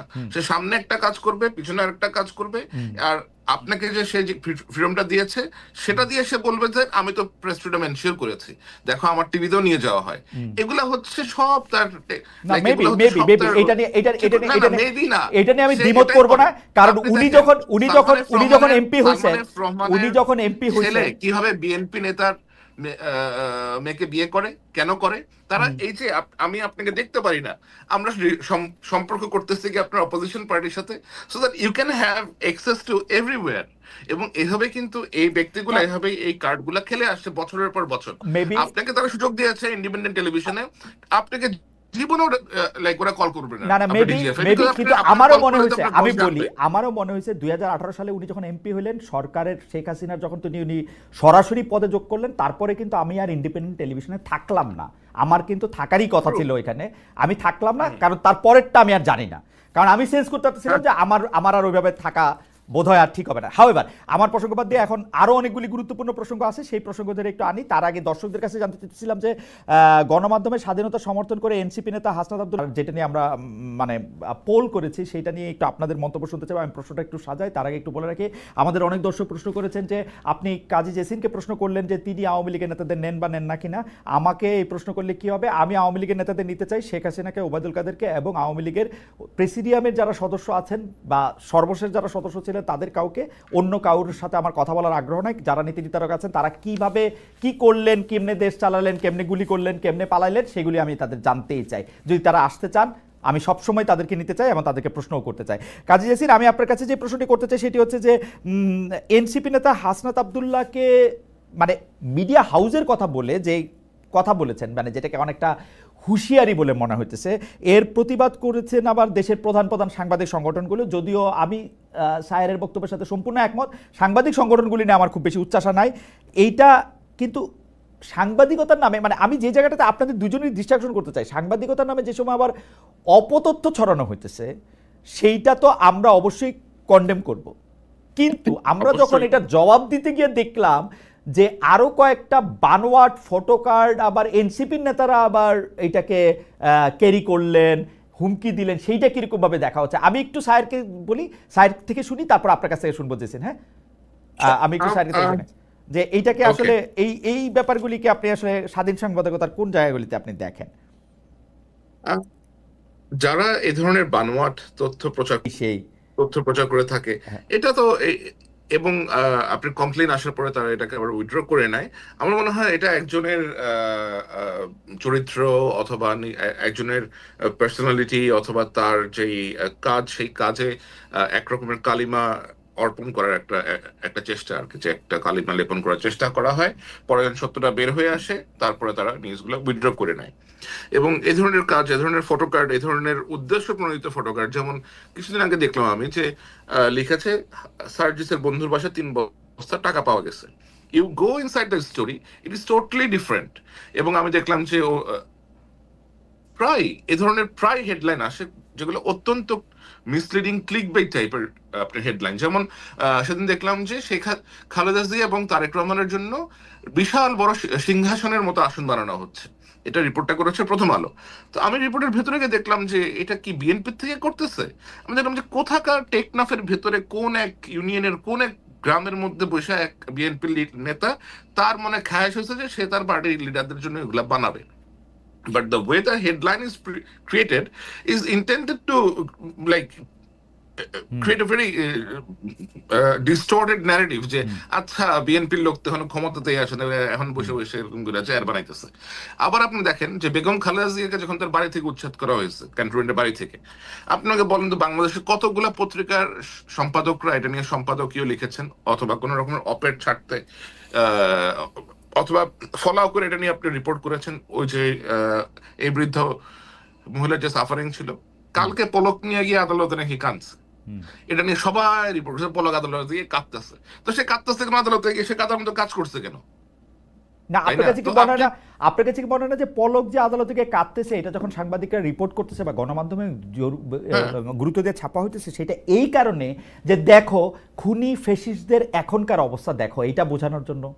এটা তো তারে খুশি করার জন্য না মনে হয় আমার। আরে, আমি পড়ে তো না, এটাই না, মনে হইলো, আমার পড়ে তো এটাই মনে হইলো যে মানে পলকের কি দুরবস্থা এটা দেখো, যে এই না, হয় তাহলে এই তাহলে হয়। তাহলে লাভটা হইলো কি? একটা হচ্ছে ফ্যাসিস্টের ভয়ে আপনি নতজন হইয়া তখন একজনের একটা বয়স্ক মহিলার কষ্টের কথাটা তুলতে পারলেন না, আর এখন ফ্যাসিস্ট কেন সাফার করতেছে এটারে আপনি ফলো করে দিতেছেন, আবার এটাকে কেউ কেন না, narrative মানে এই divert করার এই চেষ্টা হয় মানে করতেছে।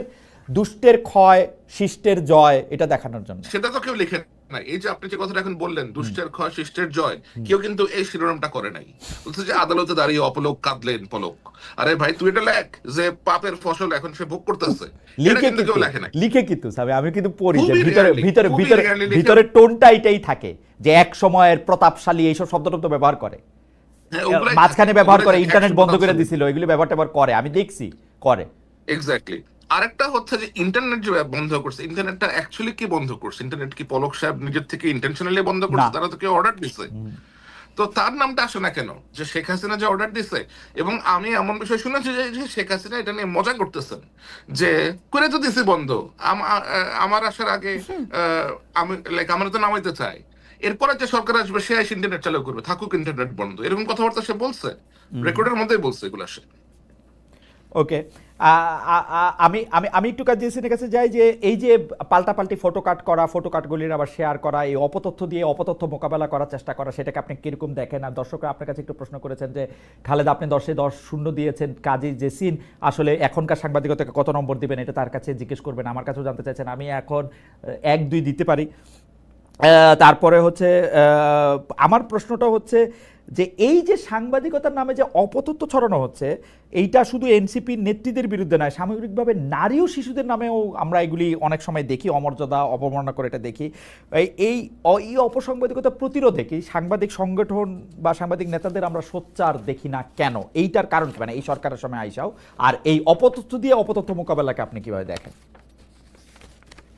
না, অপতথ্য দিয়ে তো অপতথ্য মোকাবেলা করা যায় না। অপতথ্য তো একটা মানে কোনোভাবে অ্যাকসেপ্টেবল না। সে অপতথ্যকে আবার মোকাবেলা করার জন্য আপনি যখন অপতথ্যকেই ব্যবহার করেন তখন তো আসলে অপতথ্যেরই জয় হয়ে যাচ্ছে। এটা অ্যাবসলিউটলি আনএক্সেপ্টেবল। আর আমার মনে হয় যে এখানে আসলে সংবাদ মাধ্যমের ক্ষেত্রে আমি বলবো যে ইউনিয়নে যারা আছেন তাদের আসলে ঐক্যের প্রয়োজন, মানে ঐক্যবদ্ধভাবে কাজ করা প্রয়োজন, যেটা আমার মনে হয় যে এখন আগের চেয়ে একটু হলে দেখা গেলেও তাদের আরো ভাবা উচিত যে গণমাধ্যমে যারা কাজ করছে তাদের সততার সাথে কাজ করার জন্য কি ধরনের এনভায়রনমেন্ট করা দরকার। কারণ গণমাধ্যমে আমরা দেখছি যে বিভিন্ন প্রতিষ্ঠানে বিভিন্ন রকম অবস্থা। আসলে কোনো কোনো প্রতিষ্ঠানে এতই সাংবাদিকরা আছে যারা বিভিন্ন সময় আওয়ামী লীগের অনেকের কাছে সুবিধা নিয়েছে এবং আওয়ামী লীগের পারপাস সার্ভ করেছে, তারা একরকম আতঙ্কের মধ্যে আছে। একটা মানুষ যখন আতঙ্কের মধ্যে থাকবে তখন এরকম একটা কাজ সে কিভাবে সততার সাথে যে কাজটা করতে হয়, নিষ্ঠার সাথে যে কাজটা করতে হয়, সে কিভাবে করবে? সেটা তো প্রবলেমেটিকই হবে। তো ওই জায়গা থেকে আমার মনে হয় যে তাদের এনভায়রনমেন্টটা ক্রিয়েট করা দরকার। যারা আসলে আওয়ামী লীগের সাথে একসময় ছিল তারা যদি অনুতপ্ত হয়ে থাকে এবং তারা যদি আসলে সৎ সাংবাদিকতা করতে হয়, তাদেরও এক ধরনের ট্রেনিং এর মধ্যে দিয়ে যাওয়া আমার মনে হয় নেওয়া প্রয়োজন নতুন করে। সুতরাং সেই জিনিসটা না করে আপনার যে আমি আবারও বলছিলাম সুপারফিশিয়াল কোনো কিছু হলে সেই প্রবলেমটা অবশ্যই থাকবে আর কি। আর এই যে যে প্রসঙ্গটা আপনি আনলেন, স্যারও বললো যে সার্জিসের বাসায় কার্ড পাওয়া গেছে, টাকা পাওয়া গেছে, একটা কার্ড দেখলাম আমরা। এরকম কার্ড শুধু এটা না, আপনি অবাক হয়ে যাবেন, আপনি নিশ্চয়ই নিজেও দেখেছেন যে প্রতিষ্ঠিত গণমাধ্যম, জনপ্রিয় গণমাধ্যম গুলোতেও এত বেশি আপনার নিউজ আপলোড করা হচ্ছে, যত দ্রুত আপলোড করা হচ্ছে তত দ্রুত আবার সেটাকে আপনার নামিয়ে ফেলা হচ্ছে, সরিয়ে ফেলা হচ্ছে উইদাউট গিভিং এনি রিজন যে এই কারণে আমরা খবরটা রাখলাম না। এক্স্যাক্টলি। সো এই যে একটা প্রবণতা, এটা অত্যন্ত ব্যাড মেসেজ, এটা খুবই খারাপ একটা মেসেজ দিচ্ছে, এটা আমাদের জন্য অত্যন্ত খারাপ। প্রত্যেকটা প্রতিষ্ঠানে যারা কাজ করছে আমি মনে করি তাদের নিজেদের মধ্যে কথা বলা দরকার যে কেন এই কাজগুলো হচ্ছে, তাদের নীতি ঠিক করা উচিত, সাংবাদিকতার যে নীতি, তাদের যে প্রিন্সিপাল ঠিক করে ট্রেনিং এর মধ্যে দিয়ে নতুন করে তাদের ভাবা উচিত। সাংবাদিকতার নীতি এবং ট্রেনিং এর কথা আপনি বলতেছিলেন, কিন্তু আমরা মানে এই জায়গাটাতে আপনাদের দুজনের কাছে আবার একটু জানতে চাই যে সাংবাদিকতা কিন্তু ট্রায়াল অ্যান্ড এররের মধ্যে দিয়েই আসলে এগিয়ে চলে। যদি সাংবাদিকরা প্রতিদিন একটা করে পরীক্ষা দেয়, সেটা সংবাদ মাধ্যমের ক্ষেত্রে প্রতিদিন, আর যদি মানে ব্রডকাস্ট মিডিয়ার ক্ষেত্রে আপনি দেখেন তাহলে প্রতি ঘন্টায় প্রতি মিনিটে তারা পরীক্ষা দেয়। তারা যদি চুরি করে, বাটপারি করে, বায়াস করে, তাদেরকে কিন্তু জনগণ প্রত্যাখ্যান করে। কিন্তু মানে এই যে সারাক্ষণ ক্ষমতার জায়গা থেকে সাংবাদিকতাকে বা গণমাধ্যমকে সবক দিতে থাকা, আপনারা এটা ঠিক করে নেন, নাইলে কিন্তু আপনাদের এই পরিণতি হবে, অমুক 3 জনকে চাকরি থেকে বাদ দিতে হবে, তুমুক জন এটা ভালো করতেছেন, সেইটাকে আপনারা আসলে কেমনভাবে দেখেন? সর্বশেষ একজন উপদেষ্টা এরকম বলছেন, শব্দের খেলাটার ভণ্ডামি কবে বাদ দেবেন আপনারা? প্রথম আলোর একটা রিপোর্ট নিয়ে তারা এই কথা বলেছেন, বিবিসি রিপোর্টের অনুবাদটার ক্ষেত্রে কেন এটা অনুমোদন শব্দটা ব্যবহার করা হলো, অর্ডার না, সেই জন্য এরকম বলতেছেন। এইগুলিরে আপনারা আসলে কীভাবে দেখেন? কাজী জেসিন যদি একটু বলতেন যে সরাসরিভাবে যে ভাই যদি এই পত্রিকা ভালো না লাগে, এই টেলিভিশন ভালো না লাগে, ইউ বেটার আপনি এটা দেখেন না, আপনি এটা পড়েন না। মানে বাংলাদেশে তো এখন আর ক্ষমতার জায়গা থেকে কেউ আপনাকে এটা করতে বাধ্য করতে পারবে না, সেই জায়গাটা থেকে আপনারা এটা কিভাবে দেখেন যে একটা হুমকি বা? ওকে, এখন আমরা আমরা আসলে এই প্রসঙ্গ বেশ কয়েকবার এটা এসেছে যে সরকারের দিক থেকে কখনো কাউকে এরকম হুমকি দেওয়া হয়েছে কিনা, কারো চাকরিচ্যুতির জন্য, কাউকে সরিয়ে দেওয়ার জন্য কোনো রকম আদেশ বা অর্ডার এরকম ভাবে এসছে কিনা সরকারের দিক থেকে, আমি এটা প্রশ্ন করেছিলাম। আমি কিন্তু উত্তর পেয়েছি যে না, এটা করা হয়নি। এবং আমি এটা তো আমরা জানি যে সরকার কখনোই বলে না হ্যাঁ আমরা এটা করেছি। সো আমি একটু ভেরিফাইও করার চেষ্টা করেছি। আমার কাছে এরকম তথ্য আমি পাইনি যে সরকার থেকে তাদেরকে কাউকে এরকম বলেছে তুমি তাকে স্যাক করো বা এই নিউজটা নামিয়ে ফেলো, এরকমটা আমি এখন পর্যন্ত প্রমাণ পাইনি। কেউ যদি পেয়ে থাকে আমি সাধুবাদ জানাবো আমার সাথে শেয়ার করার জন্য। আর হচ্ছে যে গণমাধ্যমে সরকারের, গণমাধ্যমকে কি বলবো, আপনার গণমাধ্যম যে ফ্রিলি কাজ করছে সেটার জন্য একটা ব্যাপার, যেখানে সরকারের সাথে যে সমঝোতাটা হওয়া দরকার। আপনি যে মেসেজটা আপনি আমাকে এখানে দিলেন যে একজন একটি সংবাদ নিয়ে কথা বলেছে, আমার মনে হয় যে এখানে কমিউনিকেশন, কানেকশন একটা ব্যাপার। এমন একটা সময় আমরা আছি যে আপনার ভারতের যারা ভারতীয় যে মিডিয়া সেটা বাংলাদেশের বিরুদ্ধে নানান রকম প্রোপাগান্ডামূলক নিউজ করছে। এবং আপনি এখানে আমি একটু উল্লেখ করি, আমার উপর প্রধানতম ক্ষোভ ছিল যে ভারতের সাথে যে চুক্তিগুলো হয়েছিল টিপাই মুখ থেকে শুরু করে সেই সময়, সেগুলো নিয়ে আমি অনেক বেশি কথা বলতাম, আমার প্রোগ্রামে অনেক অ্যানালাইসিস করতাম। এবং সেই সময়টা আমি এরকমও শুনেছি যে অনেকে যারা কিনা এখানে ভালো জায়গায় যেতে চায় তারা ভারতের সাথে, ভারতের নীতি নির্ধারকদের সাথে ভালো যোগাযোগ রাখে। তো এই সাংবাদিকদেরই কিন্তু উত্তরসূরিরা এখনো রয়ে গেছে। সুতরাং সরকারের জায়গা থেকে সংশয়ের একটা জায়গা থাকতে পারে। তো আমি মনে করি যে ওইটা যদি হয় তাহলে স্বাধীনতা তো, অপার স্বাধীনতা তো আমরা কেউ চাই না। আমরা তো এমন স্বাধীনতা চাই না যেটা আমার সার্বভৌমত্বকে, আমার নতুন বাংলাদেশ বিনির্মাণকে ক্ষতিগ্রস্ত করবে। সেই জায়গা থেকে আমার মনে হয় ট্রাস্টের রিলেশনশিপটা খুব দরকার। আচ্ছা, ওকে, আমি আপনার কাছে আসবো আবার। জনাব জুলকারনাইন স্যার, আপনি যদি একটু বলতেন যে বিভিন্ন মহল থেকে ঠিক হুমকির সুরে, ধমকির সুরে, আমার অসুবিধা নাই, কারণ আমি মনে করি জার্নালিজম করতে গেলে আপনাকে লোকে খুব প্রেমপত্র পাঠাবে, খুব ভালোবাসার কথা বলবে, এরকম নাই হওয়ার কথা। আপনাকে রেগে রেগেই কথা বলার কথা, আপনি কতটা হজম করতে পারেন সেইটাই হচ্ছে আপনার দেখার জিনিস। আমি মোটেও মাইন্ড করি না। আসিফ মাহমুদ সজীব ভাই এরকমই বলবে, শব্দের খেলার ভণ্ডামিটা কবে বাদ দেবেন আপনারা। জুলকারনাইন স্যার এরকমই বলবে, প্রথম আলো একটা খুব বাজে পত্রিকা, বাজেভাবে এটা করছে, আমার এতে কোনো অসুবিধা নাই। কিন্তু আপনি এটাকে কিভাবে দেখেন? অনেক ক্ষেত্রে গণমাধ্যম নিজে খুব একটা ইন্টিমিডেটেড জায়গায় চলে যায় আর কি, সেলফ সেন্সরশিপের নাম করেও। আচ্ছা, জুলকারনাইন স্যার কখনো বলেন প্রথম আলো একটা খারাপ পত্রিকা। আমি বলেছি যে প্রথম আলো ন্যারেটিভ টুইস্ট করার চেষ্টা করে, ন্যারেটিভ অন্যভাবে বানানোর চেষ্টা করে, বেশি খারাপ হইলো না, অসুবিধা নাই, খারাপ হইলো গেলানোর চেষ্টা করে, এবং এটা তারা প্রায় করে, এবং এটা তারা এখনই প্রথম করছে না, এটা তারা অনেকদিন ধরেই করছে। আসিফ যদি বলে থাকে যে শব্দের খেলা, আমার মনে হয় তার এই পার্টিকুলার টেক্সটটা ওয়াজ নট এন্টায়ারলি রং। কারণ শেখ হাসিনা যেখানে বলেছে যে আমি অর্ডার দিয়ে দিছি, এটাকে তো আপনার পারমিশন বলে গা বাঁচানোর কোনো বিষয় না। পারমিশন হচ্ছে আমি তোমাকে অনুমতি দিছি, একটা আপনি করতে পারেন, নাও করতে পারেন, চয়েস ইজ ইয়ার্স। বাট যখন আপনি কাউকে অর্ডার দেন, being the commander in chief অথবা being the head of the ministry of defence, আপনি যখন অর্ডার পাস করেন, that is something people has to carry out in the street. তো আপনি সেটাকে ওইভাবে কনভে করে যাবেন। এবং বিবিসি বাংলার, এখন আমি কি বলবো, আমাদের কিছুদিন একটা একটা একটা একটা অনুষ্ঠান হয়েছে আমাদের লাইক আল জাজিরা থেকেই, you should watch that. এখানে একটা ইভেন্ট হয়েছিল ইউকেতে, গ্লাসটনবেরি নামে একটা ফাংশন হয়েছিল এখানে, আপনার কনসার্ট ইভেন্টের মতো। The way they have twisted the entire narrative did send a very wrong message, and আমাদের ওই প্রোগ্রামে এটা বেশ ভালো করে তুলে ধরা হয়েছিল। So I don't want to take that avenue, I don't want to criticize them for anything, but এই ধরনের choice of words is not correct. আপনি সঠিকভাবে ইন্টারপ্রেট করবেন, যেটা ইংরেজিতে আছে সেটাকে বাংলাতে সঠিকভাবে ইন্টারপ্রেট করবেন, যেটা বাংলায় আছে সেটাকে ইংরেজিতে আপনি আবার না কারেক্টলি না, করবেন। স্যার আমার আমি একটা আমি স্যার আমার আমি একটা আমি আপনাকে জিজ্ঞাসা এটাও আছে, বলি। স্যার আমার একটা জিজ্ঞাসা আছে, সেটা হলো যে সাংবাদিকতা আমরা অনেকগুলিকে মেলাফাইডি মিস্টেক বলি, অনেকগুলি বোনাফাইডি মিস্টেক বলি, আপনি কি এটাকে মেলাফাইডি বা ইন্টেনশনাল মিস্টেক বলতে চান? অবশ্যই প্রথম মেলাফাইডি কথা, মিস্টেক, মানে অবশ্যই আপনি অবশ্যই। আপনি বলতে চান যে মানে বিবিসি বাংলাদেশে সবাই শুনতেছে, অসংখ্যবার পরিচয় হয়েছে, সে মেলাফাইডি করে সেই অর্ডারকে অনুমোদন বলছে, আপনার কাছে এরকম মনে হচ্ছে? এরকম অবশ্যই করেছে তারা। আপনি যদি বিবিসি বাংলার গত সরকারের সময়কার রিপোর্টগুলো দেখেন, এখনো জি, এই সরকারের সময় তারা এমন অনেক কিছুই করেছে ওকে, যা আমার মনে হয় ওয়াজ নট ভেরি কারেক্ট। মানে আপনার এগুলি বোনাফাইডি মিস্টেক না, রাইট? এগুলি মেলাফাইডি না, মনে হচ্ছে আপনার কাছে? অবশ্যই না, আচ্ছা, অবশ্যই না, অবশ্যই না। ইন্টেনশনালি অনেক কিছু তারা করেছে। ওকে, এটা শুধু বিবিসি বাংলা একা না, আপনার পূর্বের যে কর্মস্থল আছে ডয়চে ওয়েল বাংলা, হুম ওইখানেও অনেক সময় আমরা লক্ষ্য করেছি যে এরকম মিস্টেক হুম হয়েছে। হুম, ওকে, ওটা হয়তো আপনার ইয়েতে হয় নাই, বাট হ্যাঁ, মিস্টেক হয়েছে। না মিস্টেক না এখন না না, তারা এটা গণমাধ্যমে কোন কাজ করলে, ইন্টেনশন নিয়ে গণমাধ্যমে করেছে। কাজ করলে মিস্টেক তো হইবই, কি মানে সেইটা তো, না, সেটা তো মিস্টেক সেটা হচ্ছে তো ভাই, আপনি স্বাভাবিক। বানানের ভুল করেন মানুষের নামের। আপনার আচ্ছা, নামের নাম আরেকটা নাম সায়েরকে আপনি বলছেন না, চায়ের লেখেন, চ দিয়ে লেখেন, হ্যাঁ দন্তস্বর পরিবর্তে আপনি ওটা চ হ্যাঁ দিয়ে লেখেন। হ্যাঁ, কিন্তু আপনি যদি বলেন যে সায়ের বাসা থেকে নিচে গেছে, হুম, আপনি যদি বলেন যে সায়ের বাসা থেকে নিচে গিয়ে দেখছে যে সে ওখানে গিয়ে বসে বসে বিড়ি টানতেছে, রাইট, আমি তো বাসা থেকে নিচে গেছি, এখন যদি আপনি সিদ্ধান্ত না নিয়েই রাইট নেন যে আমি রাইট বিড়ি টানতেছি, রাইট রাইট এটা তো হইলো না। রাইট, না এটাতে আমি আপনার সাথে একমত।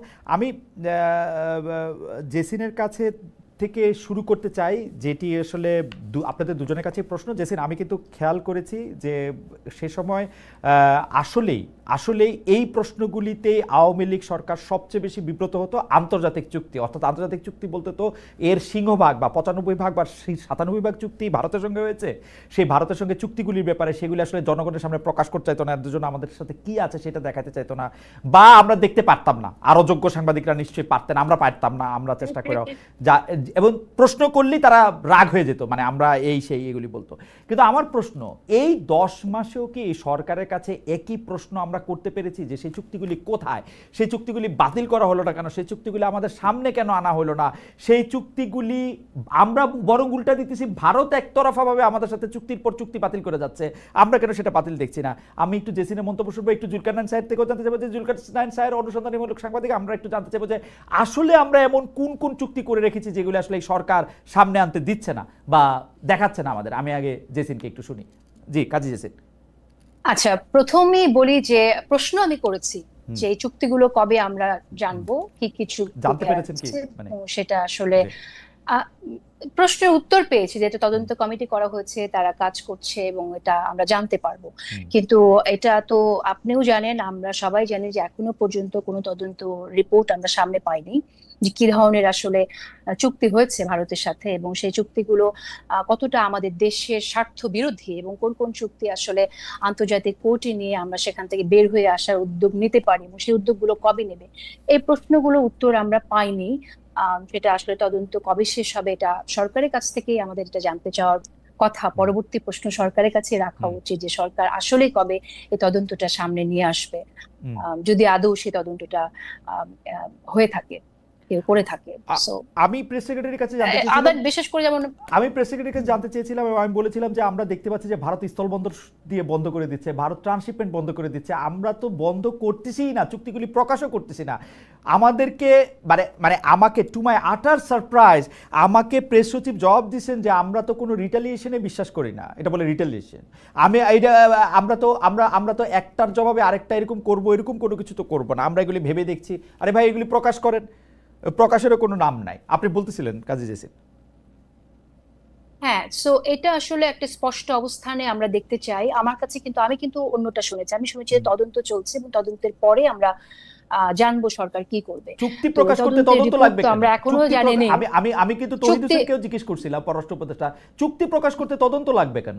আওয়ামী লীগ সরকার এই চুক্তি করছে, এটা গণমাধ্যমে প্রকাশ হবে, দ্যাটস ইট। এর মধ্যে তদন্তের কি না দরকার? তদন্ত না, sorry sorry sorry, let me correct it, এটা কমিশন করা হয়েছে, তারা এই কমিশন যাচাই বাছাই করছে এই চুক্তিগুলো নিয়ে। কমিশন তো যাচাই এরকমটা বাছাই করবে শুনেছিলাম যে আমি, কিভাবে কিন্তু বাতিল এটা করবে। আমরা আমি পাই জানি না, আমাকে বাতিল আমাকে করবে। আমার সায়েরের দ্বারস্থ হওয়া ছাড়া উপায় নাই। অনুসন্ধানীমূলক সাংবাদিক, আমাকে একটু বুঝায় বলেন তো, চুক্তি আওয়ামী লীগ সরকার ইন্ডিয়ার সাথে করছে, যেটা গোলামির চুক্তি, যেটা অনেকগুলি খারাপ চুক্তি, সেটা প্রকাশ করবে, সেটা দেখাবে এই এই চুক্তি করছে, এইটার মধ্যে কমিশন করে কি করতে হবে স্যার? আমার আমার যেটা আমি আমি যতটা জানি, যতটা আমি বুঝতে পারছি, সেটা হচ্ছে যে তারা দেখতে যাচ্ছে যে কোন চুক্তিগুলোর মধ্যে বাংলাদেশের অ্যাডভান্টেজ কতটুকু আছে, ডিসঅ্যাডভান্টেজ কতটুকু আছে, কোন চুক্তিগুলো থেকে এক্সিট ক্লজ বেশ সহজ, কোন চুক্তিগুলোর exit clause is very hard. এবং এখানে বেশ কয়েকটা চুক্তি আছে আমি যেগুলো ব্যাপারে আমি জানি যে এগুলোর exit clause is very severe, যে আপনাকে যদি বের হতে হয়, আপনাকে ওরা যে প্রজেক্টটা করেছে অথবা যে ইনভেস্টমেন্ট করেছে সেটার সম্পূর্ণটা, অথবা আগামী 20 স্যার বছর আমি 15 বছর আমি আমি আমি আশা আমি করতে বিনয়ের সাথে সেগুলো দিতে হবে। বিনয়ের সাথে একটা কথা বলি। আওয়ামী লীগ সরকারের বিরুদ্ধে জেসিন যেটি নিয়ে আসলে শুরু করেছিলেন সেটি হুম। মানে 2009-10 পর্যন্ত বোধহয় উনি মাত্র করতে পারছেন, বা 11 পর্যন্ত, আমি জানি না। জি। এরপরেই তাকে চলে যেতে হয়েছে বা তাকে থাকতে দেওয়া হয় নাই, বা আমি যেই কথাই বলি না কেন, বা আমরা যারা ছিলামও তারা হুম। বারবার আওয়ামী লীগ সরকারকে এই কথা বলতাম, আপনারা যেগুলি চুক্তি করছেন দয়া করে সেগুলি প্রকাশ করেন, আমাদেরকে দেখান। True. না আপনারা সংসদে আলোচনা করেন, না এটা ওয়েবসাইটে দেন, না এটা নিয়ে কোনো একটা শ্বেতপত্র প্রকাশ করেন। এখন সরকার আসছে, এটার এক্সিট ক্লজ কি আছে, এটা দিয়ে আমরা বাইরেতে পারমু কি পারমু না, সেটা তো আমরা বোঝার তো দরকার আছে। আপনি চুক্তিগুলি খালি প্রকাশ করবেন, এতে আপনার কি অসুবিধা? আমি বলি কি আমার অসুবিধা, মনে হয় আমার হাইপোথেসিস হচ্ছে এই সরকারও ভারতেরই কোনো না কোনো ভাবে স্বার্থ দেখে, দ্যাটস ওয়াই তারা আমি প্রকাশ আপনাকে করতেছে না। আমি আপনাকে খালেদ ভাই যেটা বলতে পারি যে it will sound a very technical ইয়ে। আহ, দেখেন, ভারত আমাদের আশেপাশে দিয়েই আছে, আমাদের সব থেকে বড় land border is with India. এখন এমন একটা দেশের সাথে আমরা আসলে আপনার ধরেন কোন ধরনের সরাসরি সাংঘর্ষিক অবস্থাতে যাওয়ার মতো অবস্থাতে এই মুহূর্তে আছে কিনা সেটাও চিন্তা করতে হবে।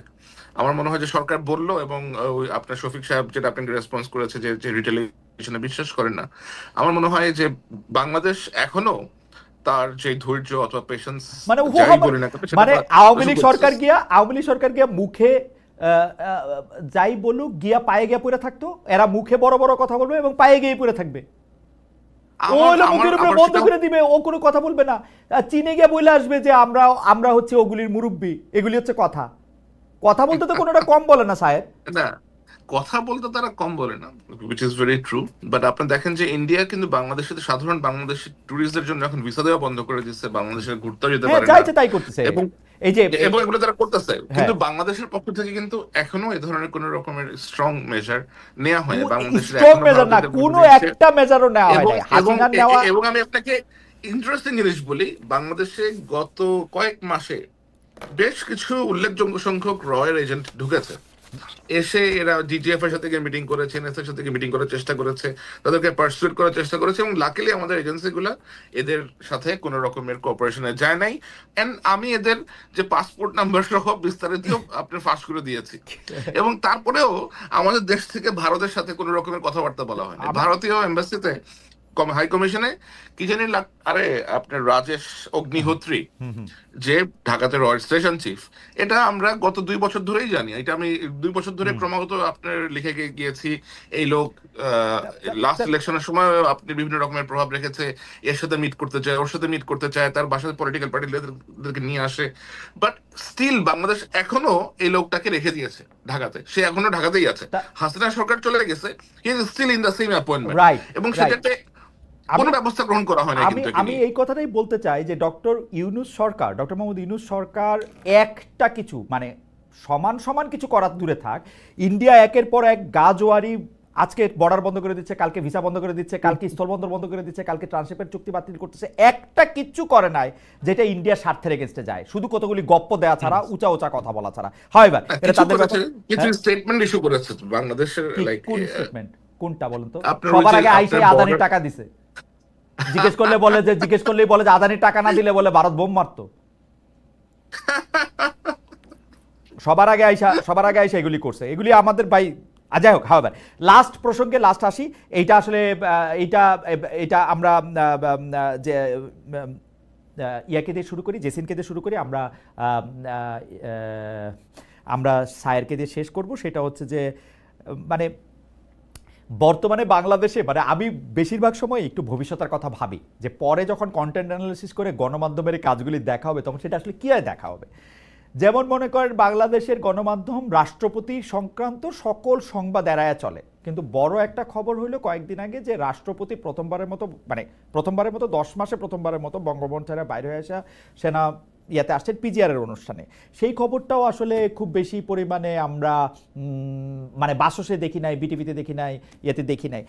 এইটা আসলে কিভাবে বিবেচনা করা হবে? মানে এইটা কি স্বাধীনতা? মানে আমরা ওকে দেখতে পারি না অথচ ও প্রেসিডেন্ট, মানে এটা কেমনে দেখা হবে? আপনাদের দুজন কিভাবে দেখেন আসলে, মানে এইটা কিভাবে আপনারা যদি একটু সাহায্য করতেন। আমি প্রশ্নটা কয়েনও করতে পারি না, আমার খালি মনে আছে যে প্রেসিডেন্ট একজন আছে যারে আমরা আবার খুব বেশি প্রেসিডেন্ট মনে করি না, মহামান্যটা অমান্য তো বলিই না, তার খবরও দেই না, কিন্তু তিনি আবার প্রেসিডেন্ট আছেন, তারে আবার আমরা সরাইতেছি না। মানে এটা কিরকম আসলে, এবং গণমাধ্যমের দৃষ্টিতে এটা কিরকম, যদি জেসিন আগে বলেন। গণমাধ্যমের কাজ তো হচ্ছে আসলে তথ্য সামনে আনা। তো প্রেসিডেন্ট একটা প্রোগ্রামে গেছেন এবং তিনি এই এতদিন পর প্রথম একটি প্রোগ্রামে গেছেন, সেটা তো একটা অবশ্যই আমাদের কাছে তো নিউজ তো একটা মানে অ্যাসেট, তাই না? সুতরাং সেটা কাভার করবে সবাই, সেটাই স্বাভাবিক। এবং সেটা যদি কেউ না করে থাকে তাহলে সেটা আমার মনে হয় যে তারা একরকম পক্ষপাতিত্বের এখানে, বা পক্ষপাতিত্ব ঠিক শব্দটা এখানে অ্যাপ্রোপ্রিয়েট হবে না, আমার মনে হয় যে ইমোশনালি তারা হয়তো জিনিসটাকে অ্যাকসেপ্ট করতে পারে না যে এখনো পর্যন্ত তিনি, যিনি কিনা সাবেক পতিত প্রধানমন্ত্রী শেখ হাসিনা পাঁচ হয়ে সালাম করেছিলেন, তিনি এখন সালাম করতে চেয়েছিলেন, তিনি বলেছিলেন যে সালাম করার জন্য পাচ্ছি না প্রধানমন্ত্রীকে, প্রধানমন্ত্রী আমার সালাম নিচ্ছেন না, রাইট।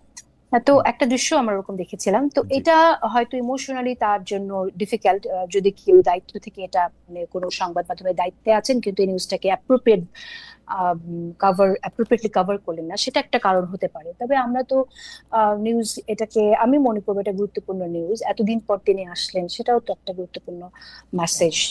এটার পেছনের আরো অনেক কিছু। স্যার আছে, স্যার আরো ভালো বলতে পারবেন। না, স্যারের সাথে আমি এটা প্রশ্নের সাথে একটু যোগ করতে চাই, এইটা দিয়ে তাহলে আমরা আসলে জেসিনকে দিয়ে অনুষ্ঠান শেষ করব। স্যারের সাথে আমি যেটা যোগ করতে চাই সেই যোগের প্রসঙ্গে আসলে একটু জেসিন বলবেন। স্যার, আপনি প্রেসিডেন্টের প্রসঙ্গটা একটু বলবেন, এবং খুবই ইনসিডেন্টালি সেই প্রেসিডেন্টকে দাওয়াত দিয়েছেন সেনাপ্রধান জেনারেল ওয়াকারুজ্জামান।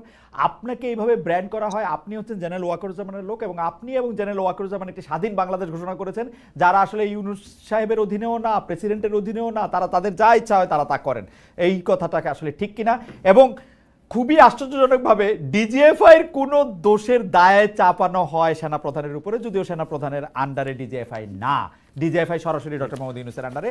একটু আপনি যদি একটু বলতেন যে সেনাপ্রধানের দাওয়াতে বা সেনাপ্রধান যেখানে উপস্থিত ছিলেন, সেনাবাহিনীতে রাষ্ট্রপতি গেছেন, সেইটা কি একটা আলাদা দেশ কিনা, আলাদা জায়গা কিনা, মানে ডক্টর ইউনূসের আয়ত্তের বাইরের কিনা এটা, এবং সংবাদ মাধ্যমে না আসাটাকে কেমনে দেখেন?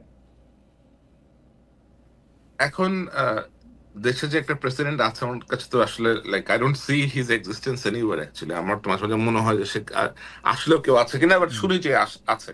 এখন দেশের প্রেসিডেন্ট যদি সেনার প্রধানের বাসাতে যায়, এটা তো মনে হয়, আমি ঠিক জানি না, ক্যান্টনমেন্টে গেছে, বাসায় যায়, ক্যান্টনমেন্টে গিয়ে থাকে। এখন সে তার চিকিৎসা করাতে গেছে নাকি কি কারণে গেছে, আমি আসলে এই জিনিসটার বিষয়ে মাত্রই লাইক আজকে এখন শুনলাম যে সে কবে গেছে। বাট যদি সে ওখানে যায় তাহলে হয়তো কোনো পার্সোনাল কারণে যেতে পারে, অথবা হয়তো সিএম এসে দেখাইতে গেছে, অথবা হয়তো মিলিটারি কোনো, আমার মনে হয় প্রমোশন বোর্ড আসতেছে, না ওটা আরো পরে বোধ হয়, এরকম কোনো হয়তো কোনো কাজে গেছে। এখন এই লোক তো আপনার মিলিটারির সশস্ত্র বাহিনীর সর্বাধিনায়ক বলা হয় তাকে, রাষ্ট্রপতিকে। দেশের যে কনস্টিটিউশন আছে, এখনো আছে, সেটা নিয়ে সেই হচ্ছে আপনার সর্বাধিনায়ক। এখন যদি কেউ এটা আপনার না কভার করে থাকে, তাহলে অবশ্যই এটা আমাদেরকে বের করতে হবে যে এটা কেন তারা কভার করে নাই, নাকি এটা আইএসপি থেকে বলা হয় নাই যে কোন কোন কারণে সে অ্যাকচুয়ালি গিয়েছে। আর সেনাবাহিনীর সাথে আমার সংশ্লিষ্টতা নিয়ে যে সমস্ত গল্প মুখরোচক আলাপ চলে, এটা তো আসলে আমি বলবো যে এটা খুবই হাস্যকর একটা আলাপ চলে আর কি। কারণ আমি আগেও আপনার সাথে এসে বলেছি যে এই সেনাবাহিনী নিয়ে আমার থেকে বেশি নেগেটিভ নিউজ আর কেউ কখনো করে নাই মনে হয়, আর ডিজিএফ এর ক্ষেত্রেও সেম। সুতরাং তাদের মুখপাত্র আমি এখন কেন হইতে যাবো? হ্যাঁ, আমি হয়তো এখন একটু কম করতেছি, বিকজ আমি এখন দেখতেছি না যে সেনাবাহিনী কাউকে মেরে ফেলতেছে, অথবা সেনাবাহিনী গিয়ে কাউকে আটকে ধরে নিয়ে আপনার আয়নাঘরে ঢুকা রাখতেছে। এবং আমি দেখতেছি এই বাহিনীর সদস্যরা আপনার পুলিশের পাশাপাশি দেশের আইন শৃঙ্খলা রক্ষায় যতটা সম্ভব পারলে নিজেদের এখতিয়ারের বাইরে গিয়েও তারা কাজ করার চেষ্টা করতেছে। এদের ছুটি ছাটা ক্যান্সেল হয়ে গেছে, এদের অনেকেই আপনার পরিবারের সাথে দেখা করতে পারতেছে না, অনেকে এক্সস্টেড হয়ে আছে। তো এখনো যদি ক্রমাগত কোনো উল্লেখযোগ্য কারণ ছাড়া আমি সারাদিন এদের বিষয়ে আপনার না আমি আমি ইয়ে আমি করতে থাকি, আমি শুধু লুক নাইস। আমি শুধু শেষ প্রশ্নটা করি যে জেনারেল ওয়াকারুজ্জামান কি আসলে ডক্টর মোহাম্মদ ইউনূসের আন্ডার কমান্ডে আছেন, নাকি তিনি একটা স্বাধীন সার্বভৌম সেনাবাহিনী বা স্বাধীন সার্বভৌম সেনানিবাস গঠন করছেন, যে তিনি কারো কথা শুনেন না ব্যাপারটা? না, এখন সেনাবাহিনীর প্রধান যিনি হন, সেনাবাহিনীর প্রধান তো তার নিজের যেই রাইট আছে সেটার মধ্যেই থাকবেন, এবং উনি যদি ওই ধরনের বেয়ারা টাইপ হতেন তাহলে ততদিন আমরা অন্য রকমের পরিস্থিতি দেখতাম বাংলাদেশে।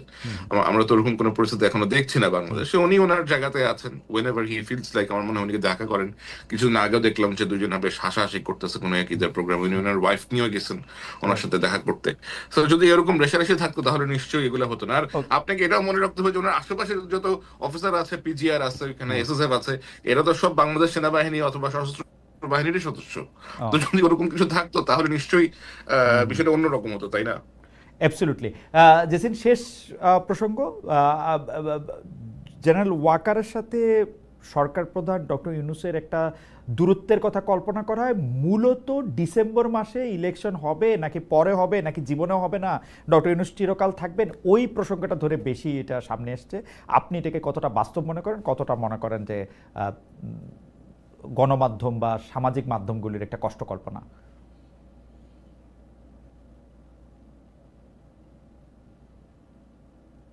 এটা তো একটা আসলে অ্যানালিটিক্যাল একটা জায়গায় যেতে হবে। এটা কল্পনা মানে আমাদের একটু অনুমান করেই বলতে হবে, কিছু ইনফরমেশনের উপর বেস করে।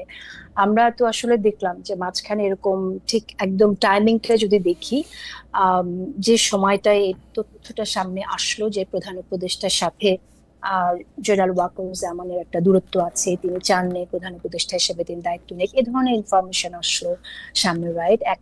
এনসিপির দুজন নেতার সাথে দেখা হলো, তারপর উনি বলেছেন নির্বাচনের আওয়ামী লীগের পুনর্বাসনের কথা, এ ধরনের কথা সামনে আসলো। তো আমার যেটা মনে হয় যে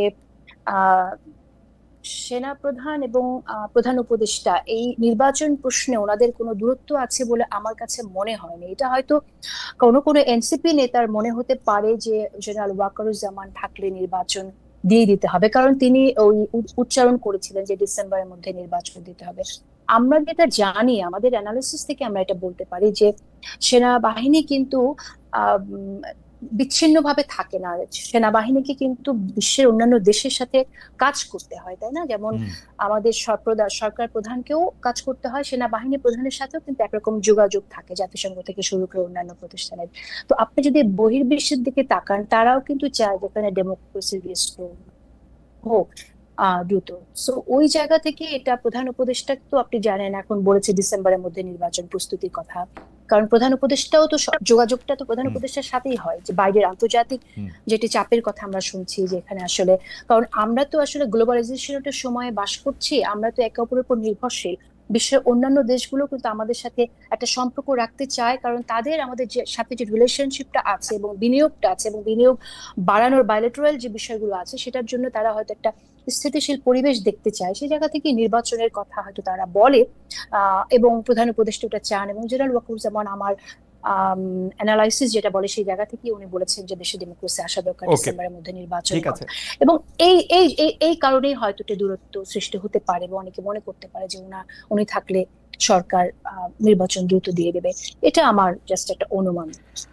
আমরা খুবই গুরুত্বপূর্ণ 2-3টা মন্তব্য এসেছে 2-3টা জায়গা থেকে। আমরা যদি 2টা মিনিট একটু সময় নেই, কারণ আমি অনুষ্ঠান শেষ করে দিতে চেয়েছিলাম। 2টা মন্তব্য যেতে হবে আমার অফিসে তো। আচ্ছা, আপনি কি 1 মিনিটে আপনি একটু অ্যাড্রেস করবেন? 1 মিনিট স্যার, আপনার জায়গা থেকে হচ্ছে 1 মিনিটের একটা মন্তব্য আছে। সেটা হচ্ছে যে বাংলাদেশের সাংবাদিকতার ইতিহাসে কখনো সামরিকভাবে ক্ষমতাধর সামরিক বাহিনী নিয়ে কোনো অনুসন্ধানী সাংবাদিকতা হয়েছে কি বা হয়েছে কিনা, সেটা সম্ভব কিনা? বাংলাদেশের সামরিক বাহিনীর নিয়ে, সামরিক বাহিনীর কেনাকাটা নিয়ে, সামরিক বাহিনীর পদায়ন নিয়ে, যেই সব জায়গায় আর্থিক দুর্নীতির সম্ভাবনা আছে সেই সব জায়গা নিয়ে অনুসন্ধানী সাংবাদিকতা হয়েছে কিনা, এবং এটা সম্ভব? হয়েছে, অবশ্যই সম্ভব। কেন সম্ভব হবে না? অবশ্যই সম্ভব। আমি নিজেও অনেক কিছু লেখালেখি করছি। ওকে, ঠিক আছে, তাহলে আপনি